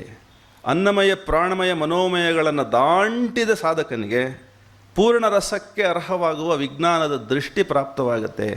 ಈ ಪೂರ್ಣ ಅನ್ನೋ ಶಬ್ದವನ್ನು ಅವರು ಶ್ರೀ ಅರವಿಂದರ ಯೋಗ ಸಾಧನೆಯ ಒಂದು ಇಂಟೆಗ್ರಲ್ ಯೋಗ ಮತ್ತು ಲೈಫ್ ಡಿವೈನ್ ಗ್ರಂಥಗಳನ್ನು ಓದಿದ ಮೇಲೆ ಈ ಒಂದು ಕಾವ್ಯದೊಳಗಡೆಗೆ ತಂದಿದ್ದಾರೆ ಅನ್ನುವಂಥದ್ದು ಅವರದೇ ಇನ್ನೊಂದು ಪದ್ಯದೊಳಗಡೆಗೆ ಸ್ಪಷ್ಟವಾಗುತ್ತೆ. ಏನು ಹೇಳ್ತಾ ಇದ್ದಾರೆ ಇಲ್ಲಿ? ಹೀಗೆ ಅತೀಂದ್ರಿಯದ ಪರ್ಯಟನಕ್ಕೆ, ಇಂದ್ರಿಯಾತೀತವಾದ ದರ್ಶನಕ್ಕೆ ಈ ಕವಿಗೆ ಇಂಥದ್ದೊಂದು ಸಾಧ್ಯತೆ ಬಂದದ್ದೇ ಶ್ರೀಮದ್ ಸ್ವಾಮಿ ಸಿದ್ದೇಶ್ವರಾನಂದರು ಇಲ್ಲಿ ಇಟ್ಟುಕೊಂಡು ಸ್ವಾಮಿ ಶಿವಾನಂದರವರೆಗೆ ಅವರನ್ನು ಒಯ್ದು ದೀಕ್ಷಿತರನ್ನಾಗಿ ಮಾಡಿ ಅದಕ್ಕೆ ವಿಶೇಷವಾದಂಥ ವ್ಯವಸ್ಥೆಗಳನ್ನು ಮಾಡಿ ಈ ಕವಿಗೆ ಬೇಕಾಗಿರ್ತಕ್ಕಂಥ ಎಲ್ಲ ಪೋಷಣೆಯನ್ನು ಮಾಡಿ ವಿಜ್ಞಾನ, ಯೋಗ, ಆಧ್ಯಾತ್ಮ, ಸಾಹಿತ್ಯ ಇತ್ಯಾದಿ ವಾತಾವರಣವನ್ನು ಆಶ್ರಮದಲ್ಲಿ ಅವರಿಗೆ ಒದಗಿಸಿಕೊಟ್ಟು ಪೂರ್ಣ ತಪಸ್ಸಿಗೆ ಅರ್ಹವಾಗುವ ಒಂದು ವ್ಯಕ್ತಿತ್ವವನ್ನಾಗಿ ಪೋಷಿಸಿದ್ರಿಂದಾಗಿ ಇಂಥದ್ದೊಂದು ವಿಜ್ಞಾನ ದೃಷ್ಟಿಯ ಪೂರ್ಣ ರಸಕ್ಕೆ ಅವರಿಗೆ ಅರ್ಹತೆ ಸಾಧ್ಯವಾಯಿತು ಅಂಥೇಳಿ ಒಂದು ಪದ್ಯದಲ್ಲಿ ಅವರು ಹೇಳ್ತಾರೆ. ಅದು ಆಮೇಲೆ ನೋಡೋಣ. ಮುಂದೆ ಏನು ಹೇಳ್ತಾ ಇದ್ದಾರೆ ನೋಡಿ, ಭಾಳ ಚಂದದ ಮಾತುಗಳನ್ನು ಹೇಳ್ತಾರೆ. ಮಂತ್ರ ದೀಕ್ಷೆಯ ನಿಮ್ಮಡಿಯ ಶ್ರೀ ಸಾಮಾನ್ಯನಂ ಶಿಷ್ಯ ಸಾಮಾನ್ಯನಂ ಗುರುವೇ ಓತುಕೊಳ್ಳುವಂದದಿಂದ ಅಂತೂ ಪೊರೆಯಯ್ಯ ಮಾನ್ಯ ಕುಪ್ಪಳಿ ವೆಂಕಟಾರ್ಯಂಗೆ ಮೇಣ್ ಪೂಜ್ಯ ಸೀತಮ್ಮನೆಂಬಭಿಧಾನದ ಮಾತೃದೇವತೆಗೆ ಸಂಭವಿಸಿದ ಈ ಪುಣ್ಯನಂ ಧನ್ಯನಂ ಧೀನನಂ ಕೌಸಲಯ ನಂದನಂ ಮೇಣ್ ದೇವಕಿಯ ಕಂದನುಂ ತಾವೊಂದೆ ಮೈಯೊಳೆಂದ ಅವತಾರಮೆತ್ತಿದ ಶ್ರೀರಾಮಕೃಷ್ಣ ಭಗವದ್ಗೋತ್ರ ಸಂಜಾತನಂ ತೇಜಸ್ವಿ ಚೈತ್ರಮೇಣಿಂದು ಕಲೆತಾರಿಣಿಯರಂ ಮಕ್ಕಳೆನು ಅಕ್ಕರೆಯ ಸಕ್ಕರೆಗೆ ಕಬ್ಬಾದಳಿ ವಕ್ಷಮಂಚ ಕ್ಷೀರ ಬಿಂಬೇಕ್ಷೂರಸ ಚಂದ್ರಿಕಾ ಹೇಮ ಚಕೋರ ಚಂಚು ಪ್ರೇಮ ಗೋಸ್ರೋತನಂ ಭವತಾರಿಣೀ ತಾರಕ ಚರಣ ನಾಮರೂಪನ ಶ್ರೀ ಶಿವಾನಂದ ಚಿತ್ಕಿರಣೋತ್ತ ಹೃತ್ಕೇಂದ್ರನಂ. ಕುವೆಂಪು ಅವರಿಗೆ ಈ ದಾರ್ಶನಿಕತೆ ಬಂದದ್ದು ಹೇಗೆ ಅನ್ನೋದನ್ನು ಇಲ್ಲಿ ಹೇಳ್ತಾರೆ. ಮಾತೃದೇವತೆ ಸೀತಮ್ಮನೆಂಬ ಅಭಿಧಾನದ ಆ ತಾಯಿ ಅತ್ಯಂತ ಭಕ್ತಿಯಿಂದ ಭಗವಂತನಲ್ಲಿ ನಿರಂತರ ಪ್ರಾರ್ಥನೆಯನ್ನು ಸಲ್ಲಿಸಿ ಪಡೆದ ಕಂದ ಕುವೆಂಪು ಅವರ ನೆನಪಿನ ದೋಣಿಯನ್ನು ಓದಿದಾಗ ಆ ತಾಯಿ ಎಷ್ಟು ಪ್ರಾರ್ಥಿಸಿದರು ಈ ಕಂದನಿಗಾಗಿ, ಈ ಮಗುವಿಗಾಗಿ ಅಂಥೇಳಿ ಅನ್ನೋದು ಗೊತ್ತಾಗುತ್ತೆ. ಅದಾದಮೇಲೆ ಅವರು ಹೇಳ್ತಾರೆ, ಅವರ ಇಡೀ ಕುಟುಂಬದ ಪರಿಚಯವನ್ನು ಇಲ್ಲಿ ಮಾಡಿಕೊಡ್ತಾರೆ. ಅಂಥದ್ದೆಲ್ಲ ಗುರುಕಾರುಣ್ಯನೇ ಅಂಥೇಳಿ. ಯಾಕೆಂತಂದರೆ ಕುವೆಂಪು ಅವರಿಗೆ ದೀಕ್ಷೆ ಕೊಡಿಸಿದವರು ಕೂಡ ಸಿದ್ದೇಶ್ವರಾನಂದರೇ, ಸನ್ಯಾಸ ದೀಕ್ಷೆಯಿಂದ ಗೃಹಸ್ಥ ಸಂಸಾರ ದೀಕ್ಷೆಯನ್ನು ಕೊಡಿಸಿದವರು ಕೂಡ ಸಿದ್ದೇಶ್ವರಾನಂದರೇ. ಹೆಣ್ಣು ನೋಡಿ ಮದುವೆ ಮಾಡೋವರೆಗೆ ಅವರು ಈ ಶಿಷ್ಯನನ್ನು ಹಿಂಬಾಲಿಸಿದ್ದಾರೆ ಮಾತೃಕೃಪೆಯ ರೂಪದೊಳಗಡೆಗೆ. ತಂದೆ ತಾಯಿಗಳಿಲ್ಲದ ಈ ಕಂದನಿಗೆ ತಾಯಿ ತಂದೆಗಳಾಗಿ ಗುರುವಾಗಿ ಅವರನ್ನು ಮುನ್ನಡೆಸಿದ್ದು ಆ ಮಹಾನುಭಾವ, ಮಹಾಚೇತನ, ಮಹಾಪುರುಷ ಸ್ವಾಮಿ ಸಿದ್ದೇಶ್ವರಾನಂದರು ಶಿವಾನಂದರವರೆಗೆ ಒಯ್ದು ದೀಕ್ಷೆಯನ್ನು ಕೊಡಿಸಿ ಕಂಡವರನ್ನು ಕಂಡಿಹೇನ ಧನ್ಯ, ಕಂಡವರನ್ನು ಕಾಣುವುದು ಮೋಕ್ಷಂಕರ ಪುಣ್ಯ ಅಂತ ಹೇಳಿದ್ದು ಈ ಅರ್ಥದಲ್ಲಿ. ರಾಮಕೃಷ್ಣ ಪರಮಹಂಸರನ್ನು, ವಿವೇಕಾನಂದರನ್ನು ಅವರು ಕಂಡಿದ್ದರು, ಅವರನ್ನು ನಾನು ಕಂಡೆ, ಹಾಗಾಗಿ ನಾನು ಪುಣ್ಯವಂತ. ಅವರನ್ನು ಕಂಡಿದ್ದೇ ನಾನು ಈ ಒಂದು ಎತ್ತರಕ್ಕೆ ಬರಲಿಕ್ಕೆ ಸಾಧ್ಯವಾಯಿತು. ಇದನ್ನು ಸಾಧ್ಯವಾಗಿಸಿದ ನನ್ನ ಗುರು ಸಿದ್ದೇಶ್ವರಾನಂದರು. ಅದನ್ನು ಕೂಡ ಬೇಕಾದಷ್ಟು ಕಡೆಗೆ ಅವರ ಕಾವ್ಯಗಳಲ್ಲಿ ಪ್ರಸ್ತಾಪ ಮಾಡ್ತಾರೆ. ಭವತಾರಿಣಿ ತಾರಕ ಚರಣ ನಾಮರೂಪನ ಶ್ರೀ ಶಿವಾನಂದ ಚಿತ್ಕಿರಣೋತ್ತ ಹೃತ್ಕೇಂದ್ರನಂ. ಚಿತ್ಕಿರಣೋತ್ತ ಹೃತ್ಕೇಂದ್ರನಂ ಅನ್ನುವಂಥದ್ದು ಮಂತ್ರ ಮತ್ತು ಅದರ ಶಕ್ತಿ, ಉಪಾಸನೆ ಮತ್ತು ಅದರ ಶಕ್ತಿ, ಇವೆರಡನ್ನು ಹೇಳುವಂಥ ಶಬ್ದಗಳು. ಚಿತ್ಕಿರಣ ಅಂತಂದರೆ ಅವರು ಹೇಳುವಾಗ ಶಿವಾನಂದರು ಆ ಶಿಷ್ಯನ ಕಿವಿಯಲ್ಲಿ ಆ ಮಂತ್ರವನ್ನು ಹೇಳ್ತಾರೆ. ಅದು ಅವರ ಚಿತ್ತದಿಂದ ಇವರ ಚಿತ್ತಕ್ಕೆ ಶಬ್ದ ರೂಪದೊಳಗಡೆಗೆ ವರ್ಗಾವಣೆ ಆಗುತ್ತೆ. ಅದು ಕಿರಣ ಅಂತ ಅಂದರೆ ಬೆಳಕು, ಅದೊಂದು ವಿಶೇಷ ಶಬ್ದ. ಮಂತ್ರ ಅಂತಂದರೆ ಅದು ಅವರಿಗೆ ಮಾತ್ರ ಕೇಳಿಸುವಂತೆ ಅವರ ಕಿವಿಯಲ್ಲಿ ಹೇಳುವಂಥದ್ದು. ಅದನ್ನು ಹೃದಯದಲ್ಲಿ ಧರಿಸಿ ನಿರಂತರವಾಗಿ ಹೃದಯದ ಬಡಿತದೊಂದಿಗೆ ಅದನ್ನು ಸಂವಾದಿಸಬೇಕು ದೀಕ್ಷೆ ತಗೊಂಡಿರ್ತಕ್ಕಂಥ ವ್ಯಕ್ತಿ. ಆವಾಗ ಏನಾಗುತ್ತೆ, ಹೃತ್ಕೇಂದ್ರದೊಳಗಡೆಗೆ ಚಿನ್ಮಯತೆ ಧಾರಣವಾಗುತ್ತೆ. ಆ ಕಾರಣಕ್ಕಾಗಿ ಅನ್ನಮಯವನಂದಮಯವನೊಳಕೊಳ್ಳುವಂತೆ ದಶಶಿರಂ ಸೆರೆಗೊಂಡ ದೇವಿ ಭೂಮಿ ಜಯಂತುಟಾ ವಿಜ್ಞಾನ ರೂಪಿ ರಾಮನ ಚಿತ್ತಪ ಶಕ್ತಿயும் ಮುಕ್ತೆயும் ಸ್ವಾಮಿ ಸಂಯುಕ್ತೆயும் ತಾನಪ್ಪಳ ದಿವ್ಯ ದರ್ಶನವನ್ ಎನಗೆ ಒಲಿದು ತೋರ್ ನಿತ್ಯತ್ವಮಂ ಮೇಣ್ ಪ್ರಜ್ಞಾ ಪ್ರಪೂರ್ಣತಾ ಲೀಲಾ ವಿಭೂತಿಯಂ ಪಾರ್ಥಂಗ ವಿಶ್ವರೂಪವನಂದು ಕೃಪೆ ತೋರ್ದವೋಲ್ ತೋರು ಗುರುವೇ. ಯಾವ ಗುರುವಿಗೆ ಮಾಡ್ತಾ ಇದ್ದಾರೆ ಪ್ರಾರ್ಥನೆ?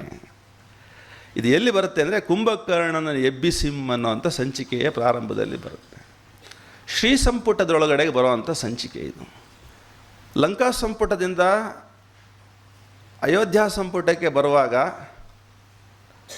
ಅಯೋಧ್ಯ ಸಂಪುಟ ಮತ್ತು ಲಂಕಾ ಸಂಪುಟ ನಡುವೆ ಪ್ರಾಣಮಯ ಕೋಶದ ಕಿಷ್ಕಿಂಧ ಸಂಪುಟ ಬರುತ್ತೆ. ಇದನ್ನು ದಾಟಿ ಬಂದಂಥ ಕವಿಗೆ ವಿಜ್ಞಾನ ದೃಷ್ಟಿ ಪ್ರಾಪ್ತವಾಗಬೇಕು ಅಂತಂದರೆ ಇಂಥದ್ದೊಂದು ದಿವ್ಯ ದರ್ಶನ ಅರ್ಹತೆ ಬರಬೇಕಾಗತ್ತೆ. ಅದು ಅತೀಂದ್ರಿಯತೆ. ಅದು ಯಾವುದು ಇಂದ್ರಿಯಗಳಿಗೆ ದಕ್ಕಲ್ವೋ ಅದು ಅತೀಂದ್ರಿಯದಿಂದ ದಕ್ಕತ್ತೆ. ಯಾವುದು ಇಂದ್ರಿಯ ಅಗೋಚರವೋ ಅದು ಅತೀಂದ್ರಿಯ ಗೋಚರ ಅಂಥೇಳಿ ಅವರು ಹೇಳ್ತಾರೆ. ಈ ಅತೀಂದ್ರಿಯ ಸಿದ್ಧಿಯಾಗಬೇಕು ಅಂತಂದರೆ ಗುರುವಿನ ಕೃಪೆ, ಗುರುವಿನ ಮಂತ್ರ, ಅದರ ಅನುಸಂಧಾನ, ಅದರ ಆರಾಧನೆ, ಗುರು ಸ್ಮರಣೆ ಸತತವಾದಾಗ ಸಾನ್ನಿಧ್ಯ ಅಂಥೇಳಿ ಒಂದು ಕಡೆ ಮಾತು ಹೇಳ್ತಾರೆ. ಇದನ್ನು ಅರ್ಥ ಮಾಡ್ಕೊಂಡಾಗ ಗೊತ್ತಾಗುತ್ತೆ, ಕುವೆಂಪು ಅವರ ಸಾಹಿತ್ಯವನ್ನು ಓದಿದ್ರೆ ಆ ಸಾಹಿತ್ಯದ ಮೂಲಕ, ಶಬ್ದದ ನಾದದ ಮೂಲಕ ಶಿವಾನಂದರ, ರಾಮಕೃಷ್ಣ ಪರಮಹಂಸರ, ಶ್ರೀಮತ್ ಸ್ವಾಮಿ ವಿವೇಕಾನಂದರ ವ್ಯಕ್ತಿತ್ವಗಳು ನಮ್ಮೊಳಗಡೆಗೆ ಸ್ಪಂದಿಸಲಿಕ್ಕೆ ಶುರುವಾಗ್ತವೆ. ಆ ಕಾರಣಕ್ಕಾಗಿಯೇ ಈ ಮಾನವ ಶರೀರದೊಳಗಡೆಗೆ ಅಂಥದ್ದೊಂದು ಸ್ಪಂದನ ಸಾಧ್ಯತೆ ಉಂಟಾಗುತ್ತೆ. ಅದನ್ನು ಭಾಳ ಚಂದ ಅವರು ವೆಂಕಣ್ಣಯ್ಯನವರಿಗೆ ಅನ್ನುವಂಥ ಅಧ್ಯಾಯದಲ್ಲಿ ಹೀಗೆ ಹೇಳ್ತಾರೆ. ವಾಗರ್ಥರಥವೇರಿ ಭಾವದ ಅಗ್ನಿಪಥಮಂ ಬಿಡಿದು ಬನ್ನಿ ಸಚ್ಚಿದಾನಂದ ಪೂಜೆಯಂ ಸಹೃದಯನ ಹೃದಯ ಭಕ್ತಿ ನೈವೇದ್ಯಮಂ ಕೊಂಡು ಓದುವರ್ಗ ಆಲಿಪರ್ಗೆ ಒಲಿದು ಈಯೇ ಚಿತ್ಕಾಂತಿಯಂ ಶ್ರೀರಾಮನಾಲೋಕದಿಂದ ಅವತರಿಸಿ ಬಂದು ಈ ಲೋಕ ಸಂಭವೆಯನೆಮ್ಮ ಭೂಜಾತೆಯಂ ಸೀತೆಯಂ ವರಿಸುತ್ತಾಕೆಯ ನೆವದಿ ಮರ್ದಿಸತೆ ಮೃಕ್ಷಕ್ತಿಯಂ ಸಂವರ್ಧಿಸಿರ್ಪವೋಲ್ ಚಿತ್ಶಕ್ತಿಯಂ ರಾವಣ ವಿದ್ಯೆ ಈ ನಮ್ಮ ಮರ್ತ್ಯ ಪ್ರಜ್ಞತಾಂ ತನ್ನ ತಮದಿಂ ಮುಕ್ತಮಪ್ಪುದು ದಿಟಂ ನಿಮ್ಮ ದೀಪ್ಯ ದೈವಿ ಪ್ರಜ್ಞೆ ಅಮೃತ ಗೋಪುರಕ್ಕೇರ್ವವೋಲ್. ಓ ಬನ್ನಿ ಅವತರಿಸಿ ಈ ಮೃತ್ಕಲಾ ಪ್ರತಿಮೆಯೋಳ್ ಚಿತ್ಕಲಾ ಪ್ರಾಣಂ ಪ್ರತಿಷ್ಠಿತಂ ತಾನಪ್ಪವೋಲ್.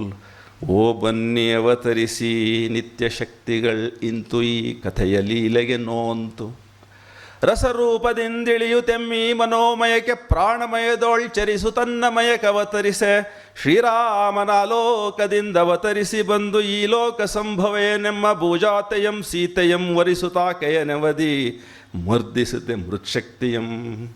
ಈ ಸಾಲುಗಳಲ್ಲಿ ಈ ದರ್ಶನ ಅಂದರೆ ಏನು ಅನ್ನೋದನ್ನು ಹೇಳ್ಕೊಡ್ತಾ ಇದ್ದ. ಇದು ಮೃತ್ಕಲೆ, ಇದು ಮಣ್ಣಿನಿಂದಾಗಿರ್ತಕ್ಕಂಥ ಪಂಚಭೂತಗಳಿಂದಾಗಿರ್ತಕ್ಕಂಥ ಈ ಶರೀರದೊಳಗಡೆಗೆ ಚಿತ್ಕಳೆಯ ಪ್ರತಿಷ್ಠಾಪನೆ ಆಗಬೇಕು ಅಂದರೆ ನಿತ್ಯ ಶಕ್ತಿಗಳು ಬರಬೇಕು. ಹೇಗೆ ಬರ್ತಾರೆ? ಮನೋಮಯಿಕೆ, ಪ್ರಾಣಮಯದೊಳಗೆ ಸಂಚರಿಸಿ ಅನ್ನಮಯಕ್ಕೆ ಅವತರಿಸ್ತಾರೆ, ಈ ಶರೀರದೊಳಗಡೆಗೆ ನೆಲೆಸ್ತಾರೆ. ಈ ದೇವತಾ ಶಕ್ತಿಗಳು ಅಂದರೆ ಇವರೇ. ಶ್ರೀಮತ್ ಸ್ವಾಮಿ ರಾಮಕೃಷ್ಣ ಪರಮಹಂಸರು ಸಾಮಾನ್ಯರಲ್ಲ. ಭಾರತದ ಕುಂಡಲಿನಿಯನ್ನು ಜಾಗೃತಗೊಳಿಸಲಿಕ್ಕಾಗಿ ಬಂದಂಥ ಸಾಕ್ಷಾತ್ ಈಶ್ವರ ಸ್ವರೂಪಿ ಜಗದೀಶ್ವರನೇ. ನತಮಸ್ತಕವಾಗಿ ಹೋಗಿರ್ತಕ್ಕಂಥ ಭಾರತದ ಈ ಒಂದು ಜನಾಂಗವನ್ನು ಎತ್ತಲಿಕ್ಕಾಗಿ, ತಾಯಿ ಭಾರತೀಯನ್ನು ಅವಳ ದಾಸ್ಯದಿಂದ ಬಿಡುಗಡೆ ಮಾಡಲಿಕ್ಕಾಗಿ ಈಶ್ವರನೇ ಸಾಕ್ಷಾತ್ ರಾಮಕೃಷ್ಣರ ಅವತಾರದಲ್ಲಿ ಅವತರಿಸಿ ಬಂದಿದ್ದಾನೆ ಅಂಥೇಳಿ ಕುವೆಂಪು ಅವರು ಅವರಿಗೆ ಷಷ್ಠಿ ನಮನ ಅಂತ ಒಂದು ಗ್ರಂಥದಲ್ಲಿ, ಅದೇ ಹೆಸರಿನ ಒಂದು ಲೇಖನದಲ್ಲಿ ವಿವರಿಸ್ತಾರೆ. ಹಾಗೆ ಅವತರಿಸಿರ್ತಕ್ಕಂಥ ಶಿವಶಕ್ತಿ ಅವರನ್ನು ಈ ತಪೋರಂಗದೊಳಗಡೆಗೆ ಅವರ ಸಾಹಿತ್ಯದ ಮೂಲಕ, ಯಾರ ಸಾಹಿತ್ಯ? ಅವರ ಶಿಷ್ಯರಾಗಿರ್ತಕ್ಕಂಥ ಸ್ವಾಮಿ ವಿವೇಕಾನಂದರ ಸಾಹಿತ್ಯದ ಮೂಲಕ ಆವಾಹನೆ ಮಾಡಿಕೊಂಡ ಕುವೆಂಪು ಅವರ ಹೃದಯದೊಳಗಡೆಗೆ ಈ ಚಿತ್ಶಕ್ತಿ ಧಾರಣವಾಯಿತು. ಇನ್ನೊಂದು ಥರದಲ್ಲಿ ಯೋಚನೆ ಮಾಡೋದಾದರೆ, ನಿತ್ಯ ಶಕ್ತಿಗಳು ಅಂತ ಅಂದರೆ ಈ ಪ್ರಪಂಚವನ್ನು ನಡೆಸ್ತಾ ಇರ್ತಕ್ಕಂಥ ದೇವತಾ ಶಕ್ತಿಗಳು. ಅವುಗಳನ್ನು ನಾವು ಹೇಗೆ ಒಂದು ಬೀಜದೊಳಗಡೆಗೆ ಪಂಚಭೂತಗಳು ಪ್ರವೇಶ ಮಾಡಿ ಆ ಬೀಜದೊಳಗಿನ ವೃಕ್ಷವನ್ನು ಪ್ರಕಟಿಸ್ತವೋ, ಹಾಗೆ ಈ ಮಾನವ ಶರೀರದೊಳಗಡೆಗೆ ಸರಿಯಾಗಿ ಹೋಗಿರ್ತಕ್ಕಂಥ ಜೀವ, ಅನ್ನಮಯ ನಾನು ಅಂತ ಭಾವಿಸಿ ಅಜ್ಞಾನವಶವಾಗಿರ್ತಕ್ಕಂಥ ಈ ಒಂದು ಜೀವ ಏನಿದೆ, ಅದನ್ನು ಬಿಡುಗಡೆ ಮಾಡ್ತಕ್ಕಂಥ ಜ್ಞಾನಸ್ವರೂಪಿಯಾದ ರಾಮ ಬರಬೇಕಾಗತ್ತೆ.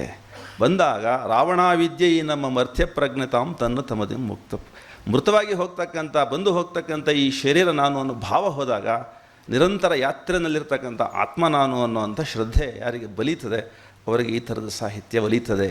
ಹಾಗಾಗಿ ವರವಿಲ್ಲದೆ ಬರಲೊಲ್ಲದ ಶ್ರೀ ಸ್ಫೂರ್ತಿಯಂ ಕೊಡು ಗುರುವೇ ಅಂಥೇಳಿ ಹೆಜ್ಜೆ ಹೆಜ್ಜೆಗೆ ಪ್ರಾರ್ಥನೆ. ಈ ಕಾವ್ಯದೊಳಗಡೆಗೆ ಎಲ್ಲರೂ ಪ್ರಾರ್ಥನೆ ಮಾಡ್ತಾರೆ. ರಾವಣ ಪ್ರಾರ್ಥನೆ ಮಾಡ್ತಾನೆ, ರಾಮ ಪ್ರಾರ್ಥನೆ ಮಾಡ್ತಾನೆ, ಆಂಜನೇಯ ಪ್ರಾರ್ಥನೆ ಮಾಡ್ತಾನೆ. ಪ್ರತಿಯೊಂದು ಪಾತ್ರವೂ ಪ್ರಾರ್ಥನೆ ಪ್ರಾರ್ಥನೆ ಪ್ರಾರ್ಥನೆ. ಪ್ರಾರ್ಥಿಸಿದರೆ ಆವುದಾಗದೋ ಅಂಥೇಳಿ ಆಂಜನೇಯನ ಕೈಯಲ್ಲಿ ಹೇಳಿಸ್ತಾರೆ ಕುವೆಂಪು ಅವರು. ನಾನಳಿಯುವ ಪಥಮೇ ನೀನಿಳಿಯುವ ರಥಂ. ನಾನು ಅನ್ನೋ ಅಹಂಕಾರ ಕಡಿಮೆ ಆಗ್ತಾ ಆಗ್ತಾ ಅದೇ ದಾರಿ ಒಳಗಡೆಗೆ ಪರಮೇಶ್ವರನ ಇಳಿದು ಬರ್ತಾನೆ. ತನ್ನತನವನಿಲ್ಲಗೈವುದೇ ಎಲ್ಲ ಸಾಧನೆಯ ಕೊನೆಯ ಗುರಿ, ಕಡಲ್ಗೆ ದೇರ್ಪನಿಗೆ ಪ್ರದರ್ಶನಂ. ಇದು ಊರ್ಮಿಳೆಯ ಬಾಯಿನಲ್ಲಿ ಹೇಳೋ ಅಂಥ ನಿರಹಂಕಾರದ ಮಾತು. 14 ವರ್ಷ ತಪಸ್ಸಾಚರಣೆ ಮಾಡಿದ್ಯಮ್ಮ, ಬರ್ತಾ ಇದ್ದಾರೆ ಲಕ್ಷ್ಮಣ ಮತ್ತು ರಾಮ ಇತ್ಯಾದಿಗಳು, ಹೇಗಿದೆಯೋ ಹಾಗೆ ಬಂದ್ಬಿಡು ನೀನು ಅಂಥೇಳಿ ಶ್ರುತಕೀರ್ತಿ ಕರೆದಾಗ, ದೇವರೈತಂದರೆ ಅಂತಂಗೆ ದೇವರ ತಪಕ್ಕಿದ್ರೆ ನಮ್ಮದೊಂದು ತೃಣಮಲ್ತೆ ಅಂಥೇಳಿ ನಿವಾರಿಸ್ತಾಳೆ ಊರ್ಮಿಳೆ ಶ್ರುತಕೀರ್ತಿಯ ಮಾತನ್ನು. ಹೀಗೆ ಮಹಾಕವಿ ಕುವೆಂಪು ಅವರ ಸಾಹಿತ್ಯವನ್ನು ಓದ್ತಾ ಓದ್ತಾ ಓದ್ತಾ ನಮ್ಮೊಳಗಡೆ ಒಂದು ಥರ್ಡ್ ಡೈಮೆನ್ಷನ್ ಅಂದರೆ ದಾರ್ಶನಿಕತೆ ಅನ್ನೋದು ಅನಾವರಣ ಆಗ್ತಾ ಹೋಗುತ್ತೆ. ಅದಕ್ಕೆ ಕಾರಣ ಅವರೊಳಗಡೆಗೆ ಆವಾಹಿಸಿಕೊಂಡಂಥ ಈ ಥರದ ಒಂದು ಸಾಧು ಪರಂಪರೆ, ಋಷಿ ಪರಂಪರೆ, ಅದು ಅವರ ಮೂಲಕ, ವಿವೇಕಾನಂದರ ಮೂಲಕ ಅದ್ಭುತವಾಗಿ ಅವರ ಒಳಗಡೆಗೆ ಇನ್ಸ್ಟಾಲ್ ಆಗಿದ್ದರಿಂದ ಕುವೆಂಪು ಅವರು ದಾರ್ಶನಿಕ ಕವಿ ಅಂತ ಅನ್ನಿಸ್ಕೊಂಡ್ರು. ಕಾಲಮಾನದೊಳಗಡೆಗೆ ನಿತ್ಯದೊಳಗಡೆಗೆ ಪ್ರತಿಷ್ಠಿತರಾಗಿ ಹೋದರು. ಇವರು ಅಮರರು ಯಾಕೆ ಅಂತ ಅಂದರೆ 150 ವರ್ಷಗಳಾದರೂ ಕೂಡ ರಾಮಕೃಷ್ಣ ಪರಮಹಂಸರನ್ನ ಸ್ಮರಿಸ್ತಾ ಇದ್ದೀವಿ ನಾವು. ನಾವ್ಯಾರೂ ಅವರನ್ನು ನೋಡಿಲ್ಲ, ಆದರೆ ಅವರನ್ನು ಹೆಸರು ಹೇಳೋದ್ರಲ್ಲಿ ಒಂದು ಧನ್ಯತೆ, ಒಂದು ಆನಂದದ ಅನುಭೂತಿಯನ್ನು ಉಂಟು ಮಾಡ್ಕೊಳ್ತೀವಿ. ಅಂದರೆ ರಾಮಕೃಷ್ಣ ಅನ್ನೋ ಹೆಸರೇ ಒಂದು ಚಿರಸ್ಥಾಯಿ, ಆ ನಾಮವೇ ಅಮರವಾಗಿ ಹೋಗಿದೆ ಅವರ ಕಾರ್ಯದ ಮೂಲಕ. ಯಾಕೆ ಅಂತಂದರೆ ಮಮಕಾರವನ್ನು ತ್ಯಜಿಸಿ ಸಂಪೂರ್ಣವಾಗಿ ಲೋಕಹಿತಕ್ಕಾಗಿ, ಲೋಕ ಸಂಗ್ರಹಕ್ಕಾಗಿ ನಾನು ಅನ್ನೋದನ್ನು ಮರೆತು ತಾನು ಅನ್ನೋದನ್ನು ಧರಿಸಿ ಇಡೀ ದೇಹವನ್ನು ಅದಕ್ಕಾಗಿ ಅಂತ ವಿನಿಯೋಗಿಸಿದರು. ಅಂಥದ್ದೊಂದು ಪರಂಪರೆ ಒಳಗಡೆಗೆ ಬಂದಂಥವರು ಕುವೆಂಪು ಅವರು. ಅದಕ್ಕಾಗಿ ರಸ ಋಷಿ ಅಂಥೇಳಿ ಅವರನ್ನು ಕರೆದದ್ದು ಅಂಥೇಳಿ, ಸುಮ್ಮನೆ ಕರೆದದ್ದಲ್ಲ ಅಂಥೇಳಿ. ಅವರು ಹೇಳ್ತಾರೆ, ನನ್ನಲ್ಲಿ ಇತರರಲ್ಲಿ ಇಲ್ಲದ ವಿಶೇಷ ವಿಭೂತಿ ಪ್ರಕಟವಾಗಿದ್ದರೆ ಶ್ರೀ ಗುರುವಿನ ಕೃಪೆಯೇ ಅದಕ್ಕೆ ಕಾರಣ. ಶ್ರೀ ವಿವೇಕಾನಂದರ ಭಾಷಣಗಳನ್ನು ಓದಿದಾಗ ನನ್ನ ಚೇತನ ತನ್ನ ಅಗ್ನಿರೆಕ್ಕೆಯನ್ನು ಬಿಚ್ಚಿ ಆಕಾಶಗಾಮಿಯಾಗುತ್ತಿತ್ತು. ಓದುವಾಗಲೇ ಅವರ ಚೇತನ ಅನ್ನಮಯದಿಂದ, ಪ್ರಾಣಮಯದಿಂದ, ಮನೋಮಯದ ಮೂಲಕ ವಿಶ್ವವ್ಯಾಪಕತ್ವವನ್ನು ಪಡಿತಾ ಇತ್ತು. ಇಂಥದ್ದೊಂದು ಎಕ್ಸೆನ್ಷನನ್ನು, ಮೀನ್ಸ್ ಆಫ್ ಎಕ್ಸೆನ್ಷನ್ ಅಂತ ಕರೀತಾರೆ. ಮಹರ್ಷಿ ಅರವಿಂದ್ರ ಅದನ್ನು ಹೇಳ್ತಾರೆ. ಅರವಿಂದರ ಸಾವಿತ್ರಿ ಕಾವ್ಯವನ್ನು ಓದ್ತಾ ಓದ್ತಾ ಅನ್ನಮಯದಿಂದ, ಪ್ರಾಣಮಯದಿಂದ, ಮನೋಮಯದಿಂದ ಜೀವ ಆಚೆ ಹೊರಟೋಗುತ್ತೆ, ಬ್ರಹ್ಮಾಂಡವನ್ನು ದರ್ಶಿಸ್ತದೆ.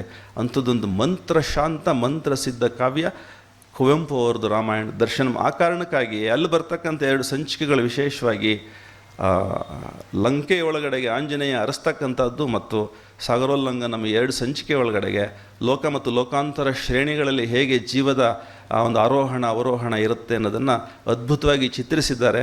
ಸಾವಿತ್ರಿಯಲ್ಲಿ the traveller in the worlds ಅಂತೇಳಿ ಅಶ್ವಪತಿ ಯಾತ್ರೆಯನ್ನು ಅರವಿಂದರು 7,000 ಸಾಲುಗಳಲ್ಲಿ ವರ್ಣಿಸಿದ್ದಾರೆ.